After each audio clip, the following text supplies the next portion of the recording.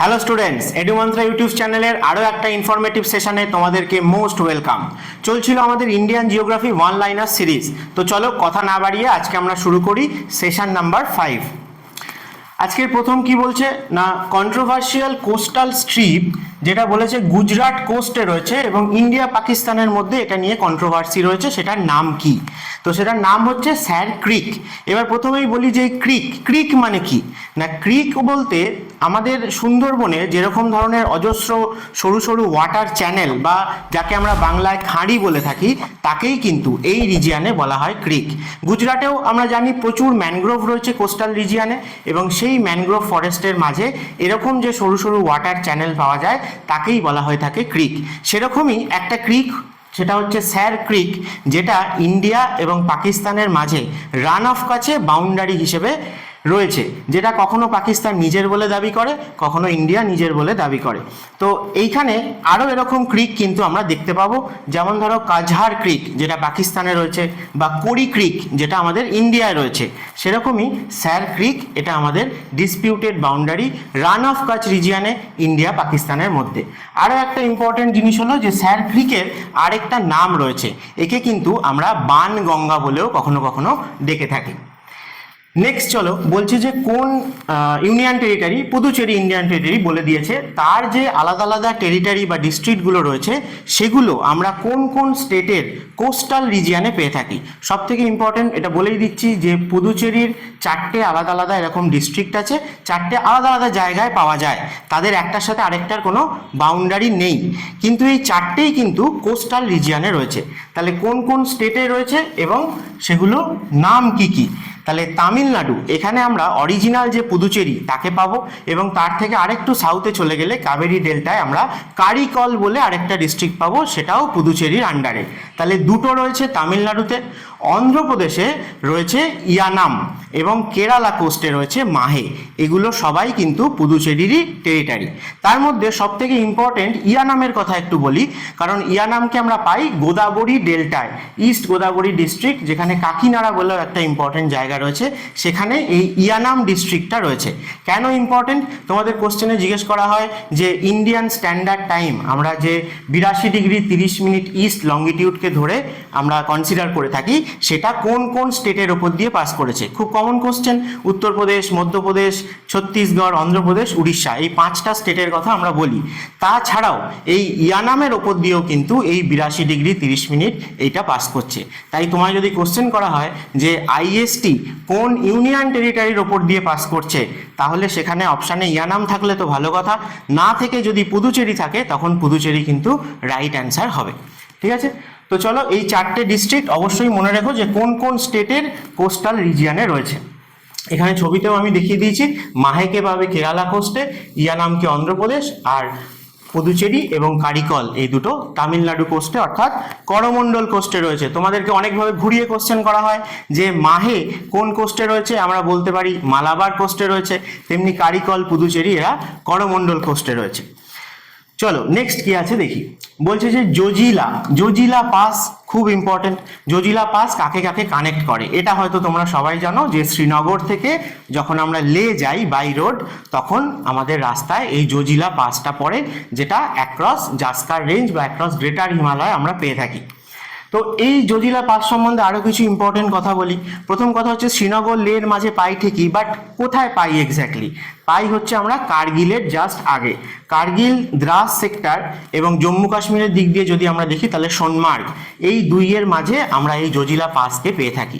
এই জজিলা পাসে এখন কিন্তু একটা টানেল তৈরি করা হচ্ছে। অনেক জায়গাতেই তোমরা দেখেছো যে কিছু টানেল আমাদের কিন্তু উদ্বোধন হয়ে গেছে, কিছু কিন্তু পাবলিকের জন্য খুলে দেওয়া হয়েছে, এবং কিছু আমরা এরকম টানেল এখনো বানাচ্ছি।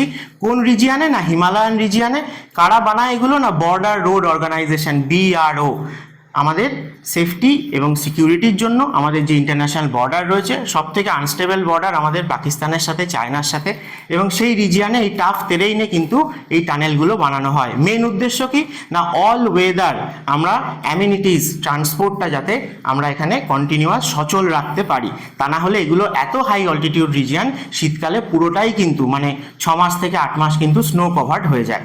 তো সেরকম টানেল তোমরা ইন্ডিয়ার অটল টানেলের নাম শুনেছো, যেটা রোটাং পাসের কাছে রয়েছে, সেটা কিন্তু সেই অল্টিটিউডে অর্থাৎ 10,000 ফিটের ওপরে থাকা লংগেস্ট টানেল ওয়ার্ল্ডের মধ্যে।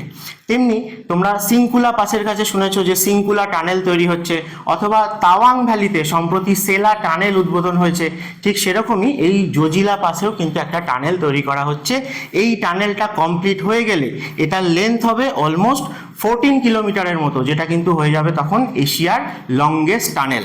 তাই জোজিলা টানেল এটার কথাও কিন্তু মনে রেখো। কোথায় হচ্ছে বললাম না, সোনমার্গ থেকে কার্গিলের মাঝামাঝি রিজিয়নে। চলো নেক্সট বলেছে যে চম্বা ভ্যালি দিয়ে কোন রিভার ফ্লো করছে বা কোন রিভারের বেসিনে পাই এই চম্বা ভ্যালি। তাহলে চম্বা ভ্যালি রয়েছে কোথায় না, হিমাচল প্রদেশের যদি তোমরা একটু ওয়েস্টার্ন সাইডে যাও, যেখান দিয়ে রবি রিভার ফ্লো করছে, সেখানে আমরা ডালহৌসি বলে একটা ইম্পর্টেন্ট বা ফেমাস হিল স্টেশনও পেয়ে থাকি। তো সেইখান দিয়ে ফ্লো করছে রবি রিভার। কোথা থেকে অরিজিনেট হয়েছে রবি রিভার না, রোটাং পাসের কাছাকাছি রিজিয়ন থেকে বিয়াস এবং রবি দুটো রিভারই অরিজিনেট হয়েছে। বিয়াস একটু সাউদার্ন সাইডে ফ্লো করেছে আর রবি ওয়েস্টার্ন সাইডে ফ্লো করেছে। তো রবি রিভার রোটাং পাসের কাছ থেকে অরিজিনেট হয়ে হিমাচল প্রদেশ এবং তারপরে পাঞ্জাব এবং জম্মু কাশ্মীরের বর্ডার দিয়ে কিছুটা ফ্লো করেছে এবং ফাইনালি পাঞ্জাব দিয়ে ফ্লো করে পাকিস্তানে চলে গেছে। রবি রিভারের ধারে পাঠানকোট বলে একটা ইম্পর্টেন্ট, পাঠানকোটের নাম তো তোমরা শুনেছই, সেও কিন্তু কোশ্চেনে আসে যে কোন রিভারের পাড়ে রয়েছে, রবি রিভারের ওপর। আরেকটা খুব ইম্পর্টেন্ট জিনিস কোশ্চেনে আসে, সেটা হচ্ছে রঞ্জিত সাগর ড্যাম। এই রঞ্জিত সাগর ড্যাম এটা কোন রিভারের ওপর রয়েছে, সেটাও কিন্তু রবি রিভারের ওপর রয়েছে। চলো নেক্সট বলছে পালঘাট পাস। এটাও তোমাদের কাছে খুব কমন, পালঘাট এবং এর আরেকটা নাম রয়েছে, সেটা কি না পালাক্কাদ। এটাকে পালাক্কাদ গ্যাপও বলা হয়ে থাকে। পালাক্কাদ কিন্তু একটা টাউন রয়েছে, কোথায় না কেরালাতে রয়েছে, এবং এই যে গ্যাপটা আমরা পাই সেই গ্যাপটা কেরালার সাথে তামিলনাড়ুকে কানেক্ট করে। এবার তোমাকে কোশ্চেনে অনেক ইম্পর্টেন্ট এরকম সিটি দেওয়া হয়, ধরো যেটা কেরালায় রয়েছে এবং যেটা তামিলনাড়ুতে রয়েছে। তো স্বাভাবিকভাবেই তোমরা যদি ইম্পর্টেন্ট সিটিগুলো কিছু জানো, এই রিজিয়নে কারা কেরালায় এবং কারা তামিলনাড়ু, তাহলে ইজিলি অ্যান্সার দিতে পারবে। তো যেমন ধরো কোয়েম্বাটুরের সাথে কোচি বলা হয়, চেন্নাইয়ের সাথে কোঝিকোড বলা হয়, সেই রকম ধরনের একটা কেরালার টাউন একটা তামিলনাড়ুর টাউন কোথা দিয়ে কানেক্ট হয়, পালাক্কাদ গ্যাপ বা পালঘাট গ্যাপ। ইন্ডিয়াতে যত পাস বা গ্যাপ রয়েছে তাদের মধ্যে সব থেকে ওয়াইডেস্ট অর্থাৎ সব থেকে চওড়া, সব থেকে ওয়াইড বা উইথ বেশি যদি বলে, তাহলে সেটা হচ্ছে এই পালঘাট গ্যাপ ওভারঅল ইন্ডিয়ার মধ্যে। তাহলে আমরা ইস্ট ওয়েস্টে তো বুঝতে পারছি যে কেরালা তামিলনাড়ুকে কানেক্ট করে। যদি তোমায় কোশ্চেন করা হয় যে কোন কোন দুটো মাউন্টেন রেঞ্জের মাঝে বা হিলসের মাঝে এই পালঘাট গ্যাপটা রয়েছে, তাহলে তখন তোমরা দেখবে যে আমাদের ওয়েস্টার্ন ঘাট এবং ইস্টার্ন ঘাট কোথায় মিট করে না নীলগিরি। যে নীলগিরির হাইয়েস্ট পিক কি না দোদাবেতা। তো এই যে নীলগিরি হিলস যেখানে ইস্টার্ন ঘাট আর ওয়েস্টার্ন ঘাট মিট করে গেল, তার থেকে যদি আমরা আরেকটু সাউথে যাই, তাহলেই আমরা একটা এরকম গ্যাপ দেখতে পাবো যে জায়গাটায় মাউন্টেনটা কন্টিনিউ হয়নি, একটা ব্রেক হয়ে গেছে। তো সেটাই পালাক্কাদ গ্যাপ। তাহলে তার সাউথে আবার শুরু হয়ে যাচ্ছে কে আন্নামালাই রেঞ্জ বা আনামালাই যাকে আমরা বলি, যার অন্যভাবে লিটারেলি মিনিং হচ্ছে এলিফ্যান্ট হিল, ঠিক আছে। তো সেই আন্নামালাইয়ের হাইয়েস্ট পিক আনাইমুদি, যেটা আমাদের পেনিনসুলার ইন্ডিয়ার বা সাউদার্ন ইন্ডিয়ার হাইয়েস্ট পিক, অর্থাৎ হিমালয়কে বাদ দিলে ইন্ডিয়ার হাইয়েস্ট পিক কোনটা। তো তাহলে তখন আমরা আনাইমুদি অ্যান্সার করে থাকি, যেটা এই আনাইমালাই রেঞ্জে রয়েছে। আর আনাইমালাইয়ের আরও সাউথে গেলে আমরা কার্ডামাম রেঞ্জ, অগস্ত্যমালাই রেঞ্জ এগুলো পেয়ে থাকি। তো পালাক্কাদ গ্যাপকে আমরা তাহলে কোথায় পেলাম, নীলগিরি হিলস এবং আন্নামালাই রেঞ্জ বা আন্নামালাই হিলস, তার মাঝে এই পালাক্কাদ গ্যাপ বা পালঘাট গ্যাপ রয়েছে। চলো নেক্সট কি আছে দেখে নিই। বলেছে which is the eastern most peak of the Himalaya. তাহলে হিমালয়া বলতে আমরা কি বুঝি, মেন হিমালয় বা শুধু হিমালয়া বললে আমরা হিমালয়ার তিনটে রেঞ্জকে কনসিডার করে থাকি, গ্রেটার হিমালয়া, লেসার বা মিডিল হিমালয়া এবং শিবালিক বা আউটার হিমালয়া। তাহলে তাদের মধ্যে সব থেকে প্রমিনেন্ট বা যার অল্টিটিউড সব থেকে বেশি, যার লেন্থ সব থেকে বেশি, সেটা হচ্ছে আমাদের গ্রেটার হিমালয়। তাই গ্রেটার হিমালয়ার রেসপেক্টে আমরা একটা লিমিট বলে থাকি যে ওয়েস্টার্ন মোস্ট পয়েন্ট কোনটা আর ইস্টার্ন মোস্ট পয়েন্ট কোনটা। তাহলে ওয়েস্টার্ন মোস্ট হচ্ছে নাঙ্গা পর্বত, যেটা আমাদের ইন্ডিয়াতেই রয়েছে অ্যাকচুয়ালি, কিন্তু এখন পাকিস্তান অকুপায়েড কাশ্মীরের মধ্যে পড়ে। আর আরেকটা হচ্ছে নামচা বারোয়া, যেটাও কিন্তু আগে হয়তো ইন্ডিয়াতেই ছিল কিন্তু এখন চায়নার মধ্যে পড়ে। তাই এই মুহূর্তে বলতে গেলে দুটোর কোনোটাই প্রপারলি ইন্ডিয়ার ভেতর নেই। ওয়েস্টার্ন মোস্ট পিক হচ্ছে নাঙ্গা পর্বত, ইস্টার্ন মোস্ট পিক হচ্ছে নামচা বারোয়া। তো এটা তো গেল গ্রেটার হিমালয়ের কথা, বা হিমালয়ের লিমিট বললেও আমরা এটাই বলে থাকি। কিন্তু তোমাকে যদি বলা হয় যে এর সাউথে যে রয়েছে অর্থাৎ লেসার হিমালয় বা মিডিল হিমালয়, তার ওয়েস্টার্ন মোস্ট রেঞ্জ কোনটা এবং ইস্টার্ন মোস্ট রেঞ্জ কোনটা, সেটাও কোশ্চেনে হয়ে থাকে। তাহলে মিডিল হিমালয়ের ক্ষেত্রে আমরা জানি যে গ্রেটার হিমালয়ের মতো এটা কন্টিনিউয়াস নয়, ডিসকন্টিনিউয়াস রেঞ্জ হওয়াতে এর আলাদা আলাদা আইসোলেটেড অনেক রেঞ্জ বা হিলস রয়েছে, যেগুলো আমরা ইন্ডিয়ার বিভিন্ন স্টেটে এবং নেপালে, ভুটানে এই সমস্ত জায়গাতেও পেয়ে থাকি। তাহলে সেই ক্ষেত্রে যদি আমরা দেখি, তাহলে একদম ওয়েস্টার্ন সাইডে জম্মু কাশ্মীরে মিডিল হিমালয়ের পার্ট কাকে পাবো না, পীর পাঞ্জাল রেঞ্জ। এবং একদম ইস্টার্ন সাইডে অরুণাচল প্রদেশে অর্থাৎ নামচা বারোয়ার আরেকটু সাউথে একদম যে ইন্ডিয়ার নর্থ ইস্টার্ন কর্নারটা রয়েছে অরুণাচল প্রদেশে, যেখান দিয়ে আমাদের ব্রহ্মপুত্র রিভার এন্টার করছে ইন্ডিয়াতে, সেই জায়গায় আমরা পাবো মিশমি হিলস বা মিশমি রেঞ্জ। এবং এই নামচা বারোয়া এবং নাঙ্গা পর্বতের কাছে আমরা দেখি যে হিমালয়ার সিনটেক্সিয়াল বেন্টও হয়ে থাকে, তাই না? এরপরে নামচা বারোয়ার পরে এই গ্রেটার হিমালয়া মায়ানমারের মধ্যে চলে গেছে এবং যেখানে সেটা আরাকানিওমা নামে পরিচিত। আবার নাঙ্গা পর্বতের পরে তোমরা দেখবে সাউদার্ন সাইডে পাকিস্তানের মধ্যেও কিন্তু এই হিমালয়ের এক্সটেনশনটা রয়েছে, যেটাকে আমরা সুলেমান রেঞ্জ বা কিরথার রেঞ্জ বলে থাকি। তো হিমালয়ার সিনটেক্সিয়াল বেন্ট আমরা এই দুটো জায়গায় দেখতে পাই, নাঙ্গা পর্বত এবং নামচা বারোয়া। এর সাথে সাথে দুটো এরকম রিভারও আছে যারা টিবেট থেকে অরিজিনেট হয়ে আসছে এবং ফাইনালি পরে ইন্ডিয়ান সাবকন্টিনেন্টের ওপর দিয়ে ফ্লো করছে। তারাও কিন্তু দেখা যায় যে এই দুটো পয়েন্ট থেকেই অর্থাৎ নাঙ্গা পর্বত এবং নামচা বারোয়া থেকে তাদেরও সিনটেক্সিয়াল বেন্ট হয়েছে। তাহলে কোন কোন দুটো রিভার, একজন নাঙ্গা পর্বত থেকে বেন্ট হয়েছে আর একজন নামচা বারোয়া থেকে বেন্ট হয়েছে। হিমালয়ের সাথে সাথে এই রিভারগুলোরও আমরা সিনটেক্সিয়াল বেন্ট দেখতে পাই। আমাকে কমেন্ট করে জানিও যে কোন দুটো রিভারের কথা আমি বলছি। চলো নেক্সট যাই। বলছে যে oldest mountain range of India. তো স্বাভাবিকভাবেই ওল্ডেস্ট মাউন্টেন রেঞ্জ হচ্ছে আরাবল্লী। তার সাথে যে কথাগুলো বলছি এগুলো ভালো করে শোনো। ওল্ডেস্ট রেঞ্জ তো বটেই, তোমাকে যদি বলা হয় যে কি টাইপের mountain আরাবল্লী, which type of mountain is আরাবল্লী, এরকম সিম্পলি জিজ্ঞেস করা হলে প্রেজেন্ট কন্ডিশন জানতে চাইছে আরাবল্লী। তাহলে প্রেজেন্টলি আরাবল্লী কি টাইপের মাউন্টেন না, রেসিডুয়াল মাউন্টেন বা ক্ষয়জাত পর্বত। যদি তোমাকে কোশ্চেনে বলা হয় যে অ্যাকর্ডিং টু ফরমেশন অথবা originally which type of mountain is আরাবল্লী, তাহলে তখন আমাদের দেখতে হবে যে আরাবল্লী কিন্তু অ্যাকর্ডিং টু ফরমেশন একটা ফোল্ড মাউন্টেন, অনেক পুরনো ফোল্ড মাউন্টেন, সে এখন আস্তে আস্তে ক্ষয় পেয়ে রেসিডুয়াল মাউন্টেনে পরিণত হয়েছে। তাহলে ফোল্ড মাউন্টেন অরিজিনালি ছিল এবং ফোল্ড মাউন্টেন সবসময় কি টাইপের রক দিয়ে তৈরি হয় না, সেডিমেন্টারি রক দিয়ে তৈরি হয়। তাহলে এটাও নিশ্চয়ই সেডিমেন্টারি রক দিয়ে তৈরি ছিল, অবশ্যই তৈরি ছিল। সেই জন্যই সেই সেডিমেন্টারি রকের যে মেটামরফিজম হয়েছে, রূপান্তরিত শিলায় পরিণত হয়েছে, সেই ক্ষেত্রে আমরা মার্বেল পেয়ে থাকি, কোয়ার্টজাইট পেয়ে থাকি, শেল পেয়ে থাকি। তো সেগুলো সব রাজস্থানে পাওয়া যায়। রাজস্থান মাকরানা মার্বেলের জন্য ফেমাস, জানো সবাই। তাহলে আরাবল্লী অরিজিনালি কিন্তু ফোল্ড মাউন্টেন ছিল, প্রেজেন্টলি রেসিডুয়াল মাউন্টেন এবং ইন্ডিয়ার ওল্ডেস্ট মাউন্টেন রেঞ্জ তো অবশ্যই। এর সাথে আরেকটা কোশ্চেন করা হয় যে ওল্ডেস্ট রক ইন্ডিয়াতে কোথা থেকে পাওয়া যায়। তো তখন কি তাহলে অ্যান্সার আরাবল্লী হবে? একদম নয়, দুটো আলাদা ব্যাপার। আরাবল্লীর প্রসঙ্গ সবসময় মাউন্টেন প্রসঙ্গে আসবে, ঠিক আছে? যদি তোমাকে ওল্ডেস্ট রক বা ওল্ডেস্ট রক সিস্টেম ইন্ডিয়াতে কোথায় পাওয়া যায় বলে, তাহলে পরে অ্যান্সার হবে ধারওয়াড় প্ল্যাটু রিজিয়ান। কোথায় রয়েছে এই ধারওয়াড় প্ল্যাটু বা ধারওয়াড় রক সিস্টেম আমরা কোথায় পাই না, মেনলি এটা কিন্তু কর্ণাটককে বেস করে রয়েছে। তার আশেপাশের স্টেটগুলোতেও অল্প পাওয়া যায় অবশ্যই, কিন্তু মেনলি ধারওয়াড় রক আমরা কর্ণাটকে পেয়ে থাকি। তাই oldest rock on Indian landmarks বা ওল্ডেস্ট রক ডিপোজিট বা অনেক সময় বলা হয় ওল্ডেস্ট সেডিমেন্টারি রক ইন্ডিয়াতে কোথায় পাওয়া যায়, তখনও কিন্তু অ্যান্সার হবে ধারওয়াড় বা কর্ণাটক। শুধু মাউন্টেনের প্রসঙ্গ এলে এবং পুরনো কথা বলতে গেলে তখনই আরাবল্লীর কথা আসবে। তো যাই হোক, এছাড়াও আরাবল্লী সম্বন্ধে বেসিক কিছু ইনফরমেশন তোমাদের জিজ্ঞেস করা হয়, যেমন হাইস্ট পিক কি, মাউন্ট আবু বা গুরু শিখর কোথায় রয়েছে, রাজস্থানে রয়েছে। এবং আরাবল্লী কোন কোন স্টেটের মধ্যে রয়েছে, তাহলে আরাবল্লী কিন্তু গুজরাট থেকে শুরু হয়েছে, ম্যাক্সিমামটা রাজস্থানে রয়েছে, তারপরে কিন্তু সেটা দিল্লি অবধি এক্সটেন্ডেড, অর্থাৎ হরিয়ানার মধ্যেও আমরা এর আইসোলেটেড কিছু ছোটোখাটো পেয়ে থাকি টিলা টাইপের। তো মেনলি গুজরাট থেকে শুরু করে রাজস্থান হয়ে আপ টু দিল্লি রিজ বলা হয়ে থাকে, ওল্ড দিল্লি অবধি কিন্তু এক্সটেন্ডেড এই আরাবল্লী মাউন্টেন। চলো নেক্সট যাই। বলছে longitude valleys between lower Himalaya and Shivalik. Lower Himalaya মানে মিডল হিমালয়া বা লেসার হিমালয়া এবং শিবালিক, এই দুইয়ের মাঝে আমরা প্রেজেন্টলি যে ভ্যালিগুলো পেয়ে থাকি তাকে আমরা কি নামে চিনি না, তাকে আমরা দুন বলে থাকি।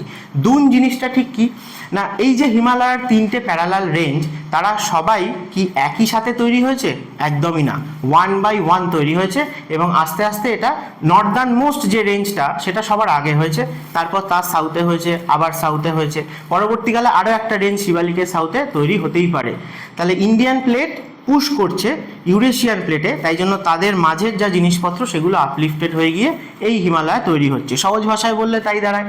তাহলে যখন গ্রেটার আর মিডিল হিমালয় তৈরি হয়েছিল, শিবালিক হয়নি, তখন বিভিন্ন রিভার বলো গ্লেশিয়ার বলো তারা এরোশন করে গ্রেটার হিমালয় থেকে আসছিল এবং মিডিল হিমালয়ের সাউথে এসে আর তো কোনো রেঞ্জ নেই, সেই জায়গায় স্লোপটা অনেক কম হয়ে যাওয়াতে সেখানে ডিপোজিট করছিল। তো সেই ডিপোজিটকে আমরা জেনারেলি কি বলি না, অ্যালুভিয়াল ফ্যানস, অর্থাৎ বড় বড় যে পাথর বোল্ডার গ্র্যাভেল সেইগুলো কিন্তু বড়গুলো আগেই ডিপোজিট হয়ে যায় যখন স্লোপটা হঠাৎ করে কমে যায়। এবং কোনো কোনো জায়গায় দেখা যায় যে এইখানে লেক টাইপেরও ফর্মেশন হয়েছে, একটা ডিপ্রেশন হয়েছে এবং সেই লেকের মধ্যে গ্লেশিয়ার থেকে মেল্ট করা ওয়াটার হোক বা মনসুন সিজনে হোক, যাই হোক যা কিছু এরোশন করে এরা নিয়ে আসছে তারা সবাই সেখানে ডিপোজিট করছে। তো এইভাবে একটা অনেক দিন ধরে এরকম ডিপোজিশন হয়েছে বা অ্যালুভিয়াল ফ্যানস ফর্মেশন হয়েছে, পরবর্তীকালে বা লেক ফর্মেশন হয়েছে, লেকের নিচে ওই ডিপোজিটটা হয়েছে। তাহলে আজকে আমরা প্রেজেন্টলি যে জায়গাকে দুন বলে থাকি সেখানে আগে কিন্তু এরকম লেক ফর্মেশন হয়েছিল। আরেকটা জায়গার প্রসঙ্গ এখানে চলে আসে, সেটা হচ্ছে জম্মু কাশ্মীরের শ্রীনগর, যে জায়গাটাকে আমরা বলে থাকি যে কারেওয়া ডিপোজিট রয়েছে। এই কারেওয়াও কিন্তু এক ধরনেরই লেক ডিপোজিট বা যাকে লেকুস্ট্রাইন ডিপোজিট বলা হয়, অর্থাৎ এখানেও যে সময়টার কথা আমি বলছি মিডিল হিমালয়া তৈরি হয়েছে বাট শিবালিক হয়নি, সেই সময় এই রিজিয়ানেও কিন্তু একটা লেক এক্সিস্ট করতো, হয়তো গ্লেশিয়ার মেল্ট করে লেকটা ফর্মেশন হয়েছিল।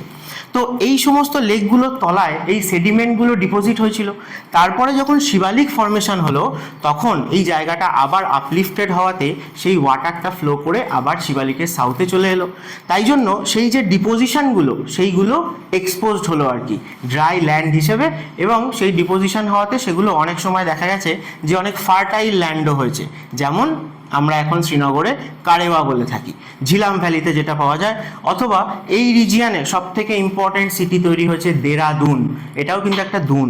তাহলে এই দুনকে আমরা পাবো লেসার হিমালয়া এবং শিবালিকের মাঝে। অনেক সময় দুনকে বলা হয়ে থাকে ড্রাই লেক বেড, ঠিক আছে? তা ড্রাই লেক বেডকে এক কথায় কি বলে?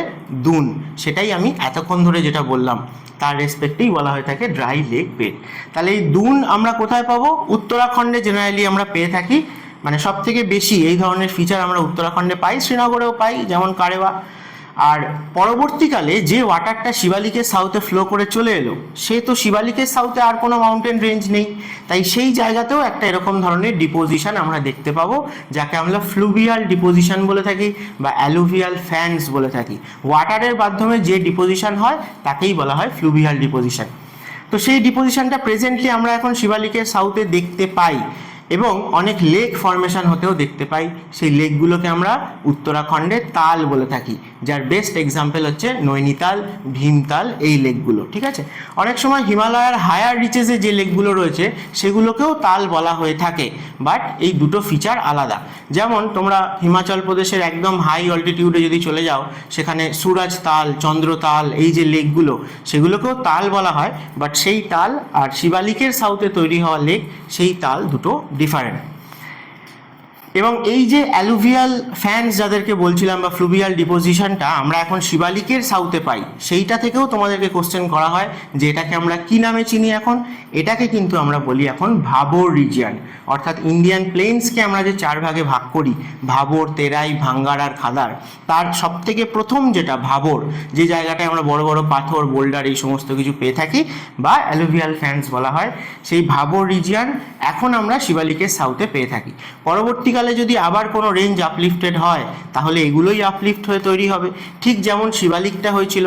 তাই শিবালিককে আমরা বলি কি না, অ্যাকর্ডিং টু ফরমেশন গ্রেটার আর মিডিল হিমালয় থেকে আলাদা, ডিফারেন্ট, কারণ এই ধরনের যে অ্যালুভিয়াল ফ্যানসগুলো তৈরি হয়েছিল মিডিল হিমালয়ের সাউথে, সেগুলোই আপলিফটেড হয়ে পরবর্তীকালে আমাদের আউটার হিমালয় বা শিবালিক তৈরি হয়েছে। ঠিক আছে। তো আরেকটা নাম মনে পড়ছে, অনেক সময় তোমাদের কোশ্চেনে বলা হয় যে হিমালয়ার সাউদার্ন সাইডে পিডমন্ট ডিপোজিশন বা পিডমন্ট প্লেনকে আমরা কি নামে চিনি। তাহলে একই কথা, এই যে ভাবর রিজিয়ান যেটা বললাম প্লেনসের প্রথম পার্ট ইন্ডিয়ান প্লেনসের, সেটাকেই আমরা বলতে পারি যে পিডমন্ট ডিপোজিশন বা পিডমন্ট সিচুয়েশন বলা হয়ে থাকে। পিডমন্ট টার্মটা কখন ইউজ করা হয় না, যখন কোনো মাউন্টেন বা হিলসের পাদদেশে কোনো কিছু একটা ফরমেশন হয়েছে তাকে বলা হয় পিডমন্ট। তাহলে হিমালয়ের সাউথে পিডমন্ট প্লেনস তৈরি হয়েছে। ভিন্ধিয়ান রেঞ্জের নর্দার্ন স্লোপে আমরা দুটো প্ল্যাটু পাই, মালওয়া এবং বুন্দেলখণ্ড। তারা কিন্তু ভিন্ধিয়ান মাউন্টেন রেঞ্জের পাদদেশে তৈরি হওয়া প্ল্যাটু, তাই তাদেরকে বলা হয় পিডমন্ট প্ল্যাটু। অনেক কিছু বললাম, দুন রিলেটেড এবং হিমালয় রিলেটেড যা যা কিছু বলেছি সব কিছু কিন্তু পরীক্ষার পার্সপেক্টিভ থেকে ইম্পর্টেন্ট, কোশ্চেন আগেও এসছে, তাই জন্য এত কিছু ডিসকাস করলাম। চলো নেক্সট চলে যাই। বলছে যে হিমালয়ার কোন পার্টটা সাতলেজ এবং কালি রিভারের মাঝে রয়েছে, তার নাম কি? তাহলে তার নাম হচ্ছে কুমায়ুন। তো চলো সবকটা আমরা একবার রিভাইজ করে দিই যে হিমালয়াকে আমরা যদি নর্থ সাউথে ডিভিশন করি তাহলে আমরা প্যারালালি অনেকগুলো রেঞ্জ পাই, বাট ইস্ট ওয়েস্টে যদি ডিভিশন করি তাহলে আমরা সেটা রিভারের রেসপেক্টে করে থাকি, যে যে রিভারগুলো হিমালয়াকে কাট করে এসছে অথবা হিমালয় থেকে অরিজিনেট হয়েছে, গ্রেটার হিমালয় থেকে। তাহলে প্রথম আমরা পাই ইন্দাস এবং সাতলেজ, এই দুটো রিভারের মাঝে হিমালয়ার যে পোর্শন রয়েছে। এবার হিমালয় বলতে এখানে গ্রেটার, মিডিল এবং শিবালিক তিনটেকেই কনসিডার করা হচ্ছে, ঠিক আছে। যখন আমরা ইস্ট ওয়েস্টে ডিভিশন করছি তখন আমরা নর্থ সাউথের ডিভিশনের কথা ভাববো না, তাহলে সেখানে গ্রেটার, মিডিল, শিবালিক তিনটেই আসছে। তাহলে ইন্দাস সাতলেজের মাঝে মেনলি আমাদের কাশ্মীর রয়েছে, তাই একে আমরা কাশ্মীর হিমালয় বলি। কখনো কখনো পাঞ্জাব হিমালয় বলা হয় বা কাশ্মীর পাঞ্জাব হিমালয় বলা হয়। নেক্সট সাতলেজ আর কালি রিভারের মাঝে যেটা এখানে আমি জিজ্ঞেস করেছিলাম সেটা হচ্ছে কুমায়ুন হিমালয়। কালি রিভার এবং কোশি রিভার অর্থাৎ বিহারে যে ফ্লো করছে নেপালের ইস্টার্ন সাইড দিয়ে, কালি আর কোশির মাঝে নেপাল রয়েছে, তাই একে নেপাল হিমালয় বলা হয়। কোশি এবং তিস্তার মাঝে একটা ছোট্ট ডিভিশন করা হয়ে থাকে, একে অনেক সময় আমরা সিকিম হিমালয় বলি। এবং তিস্তা থেকে শুরু করে আপ টু ব্রহ্মপুত্র অর্থাৎ অরুণাচল প্রদেশের যার নাম দিহং, সেই অবধি আমরা বলে থাকি আসাম হিমালয়া বা অরুণাচল হিমালয়া। তাহলে তোমাদের কোশ্চেনে আসে যে এদের মধ্যে যে ডিভিশনটা হলো তাদের মধ্যে কার লেন্থ সব থেকে বেশি বা কার স্ট্রেচ সব থেকে বেশি, তাহলে 1 নম্বরে অবশ্যই আসবে নেপাল হিমালয়া, কালি এবং কোশি রিভারের মাঝে। নেক্সট যদি বলা হয় কোনটা, তাহলে আসবে আসাম হিমালয়া বা অরুণাচল হিমালয়া। থার্ড কোনটা আসবে, আস্তে আস্তে ছোটোর দিকে যাচ্ছি, ইন্দাস আর সাতলেজের মাঝে কাশ্মীর বা পাঞ্জাব, এইটা আসবে এরপরে। তারপরে আসবে কুমায়ুন হিমালয়া এবং সব থেকে ন্যারো তো বুঝতেই পারছো যে আমাদের সিকিম হিমালয়া। তো অনেকে সিকিম হিমালয়াকে কনসিডার করে না, যখন সিকিম হিমালয়াকে কনসিডার করে না তখন নেপাল হিমালয়া স্ট্রেচটাকেই আরও বেশি ধরা হয়, অর্থাৎ কালি রিভার থেকে তিস্তা রিভার অবধি ধরা হয়ে থাকে, এতটা হচ্ছে নেপাল হিমালয়া। তাই সব থেকে বড়োর দিকে এই আসবে। সব থেকে ছোটোকে সেইটা যদি তোমায় জিজ্ঞেস করা হয় এবং সিকিম হিমালয় যদি অপশানে না থাকে তখন কিন্তু কুমায়ুন হিমালয় হবে, যার উইথ সব থেকে কম। আচ্ছা চলো নেক্সট বলেছে যে সহ্যাদ্রি পর্বতমালা বলতে আমরা কোনটাকে বুঝি। সহ্যাদ্রি বলতে আমরা ওয়েস্টার্ন ঘাটকে বুঝে থাকি, আর মলয়াদ্রি বলতে আমরা ইস্টার্ন ঘাটকে বুঝি। তাহলে ওয়েস্টার্ন ঘাট সম্বন্ধে জেনারেল কিছু ইনফরমেশন দিয়ে দিই যে কোথা থেকে কত দূর অবধি ওয়েস্টার্ন ঘাট রয়েছে। তাহলে গুজরাট থেকে শুরু হয়েছে। অ্যাকচুয়ালি এখানে যত মাউন্টেন রেঞ্জ আছে, যেমন ধরো আরাবল্লী, তারপরে বিন্ধিয়া, তারপর সাতপুরা এবং ওয়েস্টার্ন ঘাট, এই 4টে মাউন্টেন রেঞ্জই গুজরাটে কিন্তু 4টেই আছে, খুব অল্প পরিমাণে আছে বাট 4টেই আছে, তাই সবাই শুরু হবে কিন্তু গুজরাট থেকে। ওয়েস্টার্ন ঘাটও গুজরাটে তাপি রিভারের সাউথ থেকে শুরু, যেখানে তোমরা পাবে যে দমন, দাদরা, নগর হাভেলি এই ইউটিগুলো রয়েছে, সেইখান থেকে ওয়েস্টার্ন ঘাট শুরু তাপি রিভারের সাউথ থেকে। তারপরে যথারীতি মহারাষ্ট্র, গোয়া, কর্ণাটক হয়ে up to Nilgiri. Nilgiri region কোথায় রয়েছে না কর্ণাটক, কেরালা এবং তামিলনাড়ু 3টে স্টেট মিলিয়ে রয়েছে। এবং এই নীলগিরিতে দেখা যায় যে ইস্টার্ন ঘাটও এসে ওয়েস্টার্ন ঘাটের সাথে মিট করেছে। এই কথাটা যেমন সত্যি, তেমনি এই নীলগিরির সাউথে আরও যে মাউন্টেন রেঞ্জ রয়েছে অর্থাৎ আন্নামালাই, কার্ডামম, অগস্ত্যমালাই, এদেরকেও ওয়েস্টার্ন ঘাটের এক্সটেনশন হিসেবেই ধরা হয়, ওয়েস্টার্ন ঘাটের এক্সটেনশন। তাই ওয়েস্টার্ন ঘাট গুজরাট থেকে শুরু করে আপ টু অলমোস্ট কেরালার সাউদার্ন সাইড অবধি, কেরালা তামিলনাড়ুর বর্ডার দিয়ে প্রায় কন্যাকুমারী অবধি রয়েছে এক্সটেন্ডেড। পুরোটাই ওয়েস্টার্ন ঘাটের আন্ডারে ধরা হয়। নীলগিরির সাউথের পার্টটাকে ওয়েস্টার্ন ঘাটের এক্সটেনশন বলা হয়। আর ইস্টার্ন ঘাট এসে নীলগিরিতে মিট করে গেছে, ইস্টার্ন ঘাট শেষ হয়ে গেছে, ঠিক আছে। এই ওয়েস্টার্ন ঘাট তৈরি হয়েছিল কবে না, এই ওয়েস্টার্ন ঘাট কিন্তু আমাদের পেনিনসুলার ইন্ডিয়াতে যত মাউন্টেন রেঞ্জ আছে, পেনিনসুলার ইন্ডিয়াতে যত মাউন্টেন রেঞ্জ আছে তাদের মধ্যে সব থেকে ইয়াং, ঠিক আছে, সবার পরে তৈরি হয়েছে। অর্থাৎ আরাবল্লী অনেক পুরনো, তারপরে ইস্টার্ন ঘাট অনেক পুরনো, বিন্ধ্য, সাতপুরা, এরা ওয়েস্টার্ন ঘাটের থেকে সবাই পুরনো। হিমালয় তৈরি হওয়ার সময় সমসাময়িক বা তার জাস্ট একটু আগে এই সময়টায় আমাদের ওয়েস্টার্ন ঘাট মাউন্টেন রেঞ্জটা ফরমেশন হয়েছে। অ্যাকর্ডিং টু ফরমেশন ওয়েস্টার্ন ঘাট সেই অর্থে কোনো মাউন্টেন ক্যাটাগরির মধ্যে আসে না, মানে ফোল্ড মাউন্টেন নাকি ব্লক মাউন্টেন না ভলক্যানিক মাউন্টেন এরকম আসে না। কিন্তু এই জায়গাতে দেখে এটাকে ওয়েস্টার্ন সাইড থেকে দেখলে মনে হয় খুবই স্টিপ এর ওয়েস্টার্ন স্লোপ রয়েছে এবং এটা একটা কন্টিনিউয়াস মাউন্টেন রেঞ্জ। তাই জন্য একে যদি কোশ্চেন আসে তাহলে ব্লক মাউন্টেনই আমরা রাইট অ্যান্সার বলে করব, ঠিক আছে। কিন্তু অ্যাকর্ডিং টু ফরমেশন সেই অর্থে কোনো মাউন্টেন ক্যাটাগরির মধ্যে আসে না, কারণ এটা ফরমেশন হয়েছিল এর ওয়েস্টার্ন সাইডে আমাদের আরও যে ল্যান্ডমাস ছিল সেইটা সাবসিডেন্স হয়ে গেছিলো, অর্থাৎ জলের তলায় সাবমার্জড হয়ে গেছিলো। তারপর থেকে আমাদের ইন্ডিয়ান পেনিনসুলা কিছুটা ইস্টার্ন সাইডে টিল্ড হয়ে যায় এবং ওয়েস্টার্ন সাইড থেকে এটাকে দেখতে একটা মাউন্টেন রেঞ্জের মতো লাগে। পেনিনসুলার ইন্ডিয়া অর্থাৎ হিমালয়কে বাদ দিয়ে কথা বলছি, হিমালয়কে বাদ দিয়ে বাকি যে ইন্ডিয়ার ল্যান্ডমাস তার মধ্যে মোস্ট কন্টিনিউয়াস মাউন্টেন রেঞ্জ কোনটা, ওয়েস্টার্ন ঘাট, এবং লংগেস্ট মাউন্টেন রেঞ্জ সেটাও ওয়েস্টার্ন ঘাট, হিমালয়কে বাদ দিয়ে বলছি, ঠিক আছে। ওয়েস্টার্ন ঘাট হচ্ছে মোস্ট কন্টিনিউয়াস এবং longest mountain range in Indian peninsula. Next আসে ভিন্ধিয়া, যে সেকেন্ড লংগেস্ট এবং সেকেন্ড মোস্ট কন্টিনিউয়াস। আর আরাবল্লী, ইস্টার্ন ঘাট, সাতপুরা এরা সবাই ডিসকন্টিনিউয়াস মাউন্টেন রেঞ্জ। আমাদের পেনিনসুলার যে ম্যাক্সিমাম রিভারগুলো বা ইম্পর্টেন্ট যে রিভারগুলো অর্থাৎ গোদাবরী, কৃষ্ণা, কাবেরী, পেন্নার এরা সবাই কিন্তু এই ওয়েস্টার্ন ঘাট থেকেই অরিজিনেট হয়েছে এবং ইস্টার্ন সাইডে ফ্লো করেছে। আর ওয়েস্টার্ন ঘাটে আমরা দেখব যে ওয়েস্টার্ন সাইডে স্লোপটা খুবই বেশি, তাই এই জায়গায় স্লোপ খুব বেশি হওয়াতে রিভারের ওয়াটারের কারেন্ট খুব বেশি থাকে, তাই জন্য কোস্টাল রিজিয়নে ডিপোজিশন হওয়ার সুযোগ অনেক কম থাকে। তাই এই রিভারগুলো হাইড্রো ইলেকট্রিসিটি ডেভেলপ করার জন্য ভালো, যদিও এই রিভারগুলো সবাই মনসুন সিজনে অ্যাক্টিভ হয়, নন পেরিনিয়াল রিভার।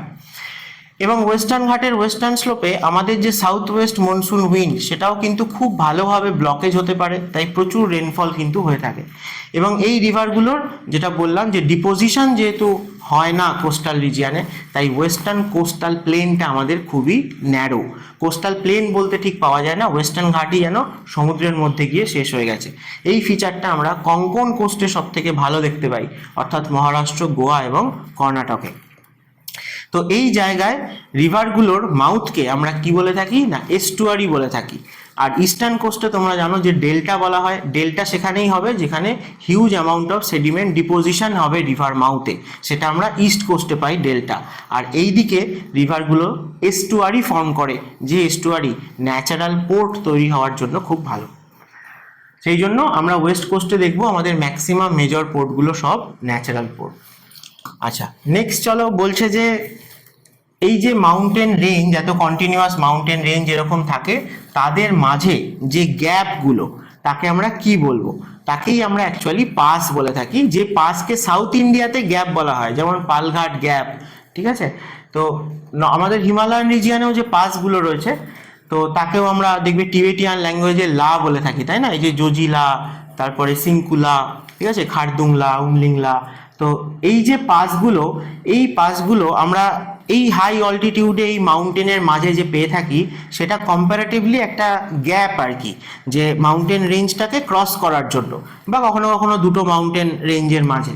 তো এই যে গ্যাপগুলো, এই গ্যাপগুলো অ্যাকচুয়ালি ফরমেশন হলো কি করে, তো মানুষ নিজে তো কেটে তো ওই গ্যাপটা বানায়নি, তাহলে সেইটা ইম্পর্টেন্ট যে ন্যাচারালি এই যত আমরা পাস হিমালয়ান রিজিয়নে পেয়ে থাকি সেগুলো কোনো না কোনো সময় বিভিন্ন রিভার কিন্তু মাউন্টেনকে কেটে ফ্লো করেছে, কাট করে, এবং সেই জায়গা থেকেই এই পাসগুলো ফরমেশন হয়েছে। তো কোনো কোনো জায়গায় প্রেজেন্টলি এখনও রিভারকে ফ্লো করতে দেখা যায়, যার বেস্ট এক্সাম্পল হচ্ছে সাতলেজ রিভার। সাতলেজ রিভার টিবেট থেকে আমাদের ইন্ডিয়াতে হিমাচল প্রদেশে শিবকিলা পাস দিয়ে এন্টার করেছে, সেখান দিয়ে সাতলেজ রিভার এখনও ফ্লো করছে। তাহলে আমরা বলতেই পারি যে শিবকিলা পাসটা কে তৈরি করেছে, কে কাট আউট করেছে এই মাউন্টেন রেঞ্জটাকে, গ্রেটার হিমালয়কে কাট করে কিন্তু সাতলেজ এন্টার করেছে শিবকিলা পাস। তো সেরকম শিবকিলা দিয়ে সাতলেজ ফ্লো করছে মানে এটা সাতলেজই কাট করেছে। তেমনি বাকি আমাদের যে এনশিয়েন্ট সিল্ক রুটের মধ্যে যে পাসগুলোর নাম আসে, যেমন ধরো সিকিমে নাথুলা জেলেপলা আসে, এই যে অরুণাচল প্রদেশে বুমলা পাসের কথা আসে, তারপরে আমাদের ওয়েস্টার্ন সাইডে গেলে তো প্রচুর মাউন্টেন পাস রয়েছে। তো বানিহাল পাস যেমন, কারাকোরাম পাস যেমন, খারদুংলা পাস, এগুলো সবই কিন্তু কোনো না কোনো রিভার কাট করে তবে বানিয়েছে। নেক্সট বলেছে আনাইমুদি পিক। একটু আগে তো বললাম যে ওয়েস্টার্ন ঘাটের যেটা এক্সটেনশন নীলগিরি সাউথে রয়েছে, সেখানে আন্নামালাই রেঞ্জ পাই। আন্নামালাই রেঞ্জের হাইয়েস্ট পিক হচ্ছে আনাইমুদি। কোথায় রয়েছে আনাইমুদি? না, রয়েছে কিন্তু কেরালা স্টেটে। বাট এই আনাইমালাই কার্ডামাম এই রেঞ্জগুলো কেরালা এবং তামিলনাড়ুর বর্ডার রিজিয়নে রয়েছে, অর্থাৎ ওয়েস্টার্ন স্লোপটা কেরালায় পড়ে, ইস্টার্ন স্লোপটা তামিলনাড়ুতে পড়ে। বাট আনাইমুদি কিন্তু কেরালাতেই রয়েছে। আনাইমুদিতে একটা হিল স্টেশন রয়েছে, এটাও কোশ্চেনে জিজ্ঞেস করা হয়, তার নাম হচ্ছে মুন্নার। মুন্নার হিল স্টেশনটাকে আমরা আনাইমুদি পিকের কাছেই পাই, আনাইমালাই রেঞ্জে পাই। তেমনি উটি, উটি কোথায় রয়েছে তোমাদের কোশ্চেনে আসে, নীলগিরিতে রয়েছে। কোদাই কানাল কোথায় রয়েছে আমাকে কমেন্ট করে জানিও, এটাও কিন্তু প্রিভিয়াস ইয়ারে বহু পরীক্ষায় এসছে যে কোন হিলসে রয়েছে কোদাই কানাল, কমেন্ট করে জানিও। নেক্সট বলছে যে হাইড্রো ইলেকট্রিক প্রজেক্ট লোকটাক লেকে যেটা তৈরি হয়েছে, তো লোকটাক লেক যেখানে কেইবুল লামজাও আমরা ন্যাশনাল পার্ক বলে থাকি, বা এটা ওয়ার্ল্ডের মধ্যে লার্জেস্ট ফ্লোটিং ন্যাশনাল পার্ক। অর্থাৎ এই যে ছবিতে তোমরা দেখতে পাচ্ছ এরকম ফ্লোটিং মেটেরিয়াল কিন্তু লেকের ওপরে এরকম ভেসে রয়েছে, এবং সেইগুলোর ওপরে আবার নতুন করে ভেজিটেশন কিন্তু তৈরি হয়েছে। এই জিনিসগুলোকে কি বলা হয়? ফুমডি বলা হয়। ফুমডি, এই যে ফ্লোটিং মেটেরিয়ালগুলো সেইগুলো, এগুলো হচ্ছে বিভিন্ন মানে হেটারোজেনিয়াস মাস অফ, বলা হয় যে বিভিন্ন জিনিস তারা যে আস্তে আস্তে ডিকম্পোজ হয় বা ডিকে হয়, তারা বিভিন্ন স্টেজে রয়েছে, সেইগুলোই একসাথে অ্যাকুমুলেটেড হয়ে এরকম ফ্লোটিং অবস্থায় রয়েছে।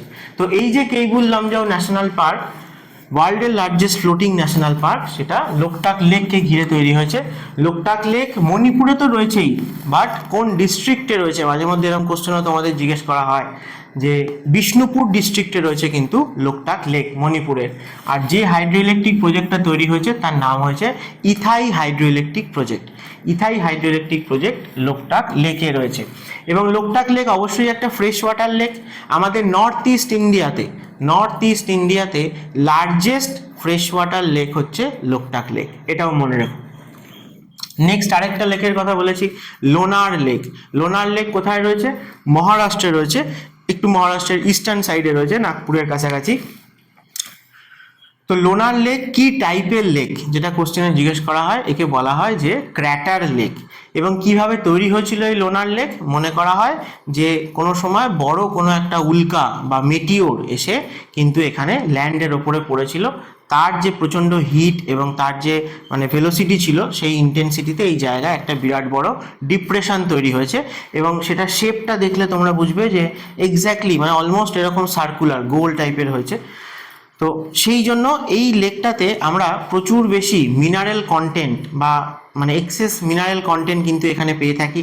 বিভিন্ন ধরনের অ্যালগি পাওয়া যায় এখানে, যে কারণে সিজনাল দেখা যায় যে এই লেকের ওয়াটারের কালারটাও কিন্তু চেঞ্জ হয়। এই যে দেখছো কখনো গ্রিন এবং কখনো পিঙ্ক, এই দুটোই কিন্তু লোনার লেকেরই ছবি। এমনটা হয়ে থাকে কেন? না বিভিন্ন অ্যালগি রয়েছে ওয়াটারের মধ্যে, সেই জন্য। তো লোনার লেককে আমরা বলবো কি ক্র্যাটার লেক। এই ক্র্যাটার কথাটা কিন্তু আবার রিলেটেড, যেটা যখন কোনো ভলক্যানিক কোন থাকে এবং সেটা যখন ডেড হয়ে যায়, এক্সটিংক্ট হয়ে যায় সেই ভলক্যানোটা, যখন সেখান থেকে আর ধরো ভলক্যানিজম হচ্ছে না, তখন তার যে মাউথটা সেইটাকে বলা হয়ে থাকে ক্র্যাটার। তো এই ক্র্যাটারের মধ্যে জল জমে যে লেক ফরমেশন হয় তাকেও ক্র্যাটার লেক বলে। অথবা এইভাবে কোনো মেটিওরের মাধ্যমে ডিপ্রেশন তৈরি হয়ে সেখানে যদি লেক তৈরি হয়, তাকেও আমরা ক্র্যাটার লেকই বলবো। এখানে এই লোনার লেকের সাথে কিন্তু কোনো ভলক্যানোর সম্পর্ক নেই, অর্থাৎ আমাদের এই রিজিয়ানে কোনো এরকম ভলক্যানো কিন্তু ছিল না যার থেকে এই লেকটা তৈরি হয়েছে। এটা পুরোটাই মেটিওর হিট করেছে, তার ফলে তৈরি। বেশ, আর ভলক্যানোর উপরে যে লেক হয় তাকে স্পেশালি ক্যালডেরা বলা হয়ে থাকে, ঠিক আছে? সেটাও ক্র্যাটার লেক বা ক্যালডেরা বলা হয়। আচ্ছা, নেক্সট বলেছে যে গারো খাসি জয়ন্তিয়া। গারো খাসি জয়ন্তিয়া কোথায়? মেঘালয়াতে রয়েছে। মেঘালয়া, এই যে গারো খাসি জয়ন্তিয়া, এরা কিন্তু হিলস, এরা এরকম মানে আমাদের পেনিনসুলায় যে ধরনের হিলস পাওয়া যায় এদের একই রকমের ক্যারেক্টারিস্টিক, কারণ মেঘালয় প্ল্যাটু ইন্ডিয়ান পেনিনসুলারই পার্ট, ইন্ডিয়ান পেনিনসুলারই এক্সটেনশন, বা কখনো কখনো ছোট নাগপুর প্ল্যাটুর এক্সটেনশন বলা হয়ে থাকে। বাট ছোট নাগপুর প্ল্যাটু এবং মেঘালয় প্ল্যাটুর মাঝে একটা গ্যাপ রয়েছে, যে জায়গাটা দিয়ে অ্যাকচুয়ালি গঙ্গা এবং ব্রহ্মপুত্র এই দুটো রিভার সাউদার্ন সাইডে ফ্লো করেছে, যেই গ্যাপটাকে আমরা বলি মালদা গ্যাপ, অথবা বলা হয়ে থাকে রাজমহল গারো গ্যাপ। কারণ ছোট নাগপুর প্ল্যাটুর ইস্টার্ন মোস্ট হিল হচ্ছে রাজমহল হিলস এবং মেঘালয়ার ওয়েস্টার্ন মোস্ট হচ্ছে গারো। গারো খাসি জয়ন্তিয়া এই অর্ডারে রয়েছে। তাহলে মেঘালয় প্ল্যাটু বা এই হিলসগুলো ইন্ডিয়ান পেনিনসুলারই পার্ট। পেনিনসুলা জবে তৈরি হয়েছে, যেরকম ধরনের রক দিয়ে তৈরি হয়েছে, সেই একই ধরনের আমরা এখানেও দেখতে পাই। মেঘালয়ের হাইয়েস্ট পিক শিলং, খাসি হিলসে রয়েছে। খাসি হিলসের হাইয়েস্ট পিকও হচ্ছে শিলং। আচ্ছা, নেক্সট চলো কি আছে দেখি। বলছে শিব সমুদ্র ওয়াটারফল কাবেরী রিভারের ওপর রয়েছে, কোন স্টেটে রয়েছে? কর্ণাটকে রয়েছে। শিব সমুদ্রম সম্বন্ধে মনে রাখবে যে 1902 সালে ইন্ডিয়ার প্রথম মেগা হাইড্রো ইলেকট্রিক প্রজেক্ট, যেটা এখনো রানিং, সেটা তৈরি হয়েছিল এই শিব সমুদ্রমে কর্ণাটকে 1902 সালে। এশিয়ার প্রথম মেগা হাইড্রো ইলেকট্রিক প্রজেক্ট, যেটা এখনো রানিং। আর তারও আগের যদি কথা বলা হয় তাহলে আমাদের ওয়েস্ট বেঙ্গলের দার্জিলিংয়ে সিদ্রাপং বলে একটা জায়গায় প্রথম হাইড্রো ইলেকট্রিসিটি তৈরি করার একটা প্রচেষ্টা হয়েছিল, ঠিক আছে। বাট সেই অর্থে প্রথম বললে শিব সমুদ্র। আচ্ছা, নেক্সট বলছে যে হাইয়েস্ট ওয়াটারফল কোন স্টেটে রয়েছে ইন্ডিয়া? তাহলে ইন্ডিয়ার হাইয়েস্ট ওয়াটারফল যোগ বা গেরসোপ্পা ওয়াটারফল, যেটাও কর্ণাটকেই রয়েছে। কোন রিভারের ওপর রয়েছে? না শারাবতী রিভার। শারাবতী রিভারের ওপর রয়েছে যোগ ফলস। আমি পরেরটাতেই বলেছি যে কোন রিভারের ওপর রয়েছে। এবং আরেকটা কোশ্চেন এখান থেকে আসে, সেটা হচ্ছে Mahatma Gandhi hydro electric project, সেটা কোথায় রয়েছে? সেটা কিন্তু এই যোগ ফলস যেখানে রয়েছে সেখানেই শারাবতী রিভারের ওপর রয়েছে। শারাবতী রিভারটা কর্ণাটকে রয়েছে ঠিকই, বাট এটা একটা ওয়েস্ট ফ্লোয়িং রিভার, অর্থাৎ ওয়েস্টার্ন ঘাটের ওয়েস্টার্ন স্লোপে ফ্লো করেছে এবং অ্যারাবিয়ান সিতে গিয়ে পড়েছে। আর শিব সমুদ্রম সম্বন্ধে আরেকটা কথা বলে রাখি যে এইটা হচ্ছে যোগ ফলসের ছবি যেটা দেখতে পাচ্ছ, আর এইগুলো হচ্ছে শিব সমুদ্রম ওয়াটারফল। তো শিব সমুদ্রম ওয়াটারফল যেখানে রয়েছে সেই জায়গায় কাবেরী রিভার অনেক কটা ব্রাঞ্চ হয়ে গেছে, তাই জন্য এই যে ডিপ্রেশনটা মানে এই যে জলটা পড়ছে এটা বিভিন্ন জায়গা দিয়ে আমরা 3-4টে ওয়াটারফল পেয়ে থাকি আশেপাশের রিজিয়ানে। তাই আরও দুটো ওয়াটারফলের নামও নেওয়া হয়, একটা হচ্ছে গগনা চুক্কি আর একটা হচ্ছে বাড়া চুক্কি। এই দুটোও কিন্তু শিব সমুদ্রম ওয়াটারফল যেখানে রয়েছে সেই জায়গাতেই রয়েছে। আচ্ছা, ইন্ডিয়ার হাইয়েস্ট পিক নিয়ে একটি কথা বলি। ইন্ডিয়ার হাইয়েস্ট পিক যদি জিজ্ঞেস করে কি, তাহলে অবশ্যই K2 বা কিং অফ কারাকোরাম, যে কারাকোরাম রেঞ্জে রয়েছে বা যাকে আমরা গডবিন অস্টিন বলে থাকি, এটা ইন্ডিয়ার হাইয়েস্ট পিক। এবার তোমাকে একটু এদিক ওদিক করে কোশ্চেন করা হয় যে হিমালয়াতে রয়েছে ইন্ডিয়ার হাইয়েস্ট পিক কোনটা? তাহলে হিমালয়া বলতে আমরা কি বুঝি? হিমালয়া বলতে আমরা হিমালয়ার 3টে রেঞ্জকে বুঝি। বাকি তারও নর্থে যে ট্রান্স হিমালয়া রয়েছে, অর্থাৎ কারাকোরাম, লাদাখ, জাসকার, কৈলাস, এই রেঞ্জগুলোকে তখন কনসিডার করা হয় না। হিমালয় বলতে 3টে প্যারালাল রেঞ্জ। তাহলে এদের মধ্যে যখন জিজ্ঞেস করা হচ্ছে যে হিমালয়ার পিক কোনটা যেটা ইন্ডিয়াতে হাইয়েস্ট, তখন অ্যান্সার কি হবে? না সিকিমে রয়েছে কাঞ্চনজঙ্ঘা। কাঞ্চনজঙ্ঘা কিন্তু গ্রেটার হিমালয়ের একটা পিক এবং সেই অর্থে দেখতে গেলে এটা ইন্ডিয়ার হাইয়েস্ট পিক যে হিমালয়াতে রয়েছে। কাঞ্চনজঙ্ঘার পরে যদি কারোর কথা বলতে হয় তাহলে আসবে উত্তরাখণ্ডের নন্দা দেবী। নন্দা দেবী এবং কাঞ্চনজঙ্ঘা এরা হিমালয়াতে রয়েছে, সেই অর্থে কাঞ্চনজঙ্ঘা হিমালয়াতে রয়েছে এবং ইন্ডিয়াতে রয়েছে highest peak second Nanda Devi. আর যদি হিমালয়ের কথা উল্লেখ না হয়, ওভারঅল তোমাকে ইন্ডিয়ার হাইয়েস্ট পিক বলে তাহলে অবশ্যই K2 হবে। আর হিমালয়ান রিজিয়ানের হাইয়েস্ট পিক কোনটা এরকম কোশ্চেন করলে ঘাবড়ে যেও না, তাহলে ওভারঅল হিমালয়ান রিজিয়ানের হাইয়েস্ট পিক তো মাউন্ট এভারেস্টই হবে, যেটা নেপালে রয়েছে। আচ্ছা, কারাকোরামের আরও কিন্তু অনেক ইম্পর্টেন্ট পিক সেই অর্থে কম রয়েছে, গ্লেশিয়ার বেশি ইম্পর্টেন্ট, কারণ প্রচুর কোশ্চেন করা হয় যে কারাকোরাম রেঞ্জে প্রচুর গ্লেশিয়ার রয়েছে। তোমাদেরকে আগেও বলেছি যে একে third pole of the earth বলা হয়ে থাকে।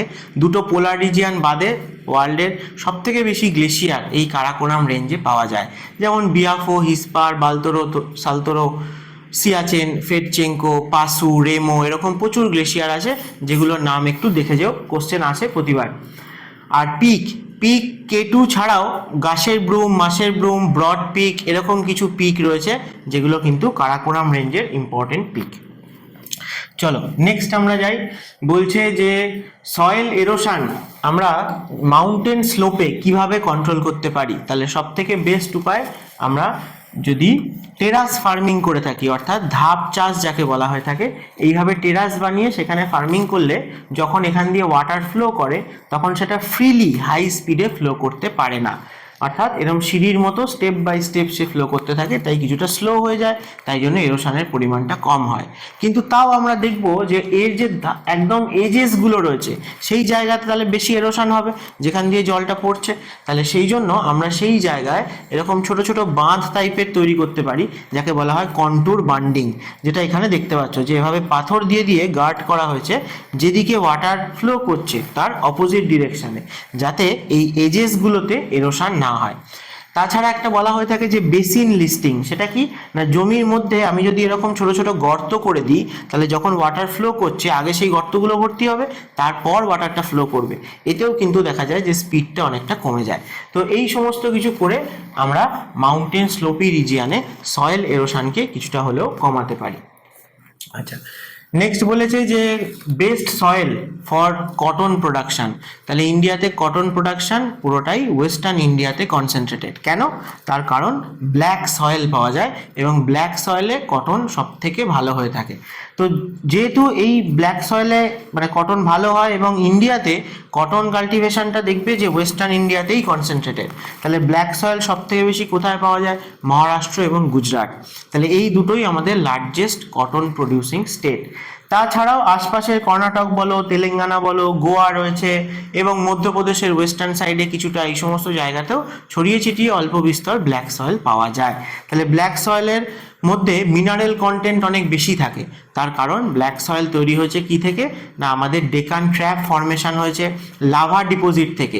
তো সেই ব্যাসাল্টিক লাভা ডিপোজিট থেকে যে ডেকান ট্র্যাপ ফর্মেশন হয়েছে সেটাই আস্তে আস্তে সয়েলে পরিণত হয়েছে এবং ব্ল্যাক সয়েল তৈরি করেছে, তাই এটা একটা জোনাল সয়েল ক্যাটাগরির মধ্যেও আসে।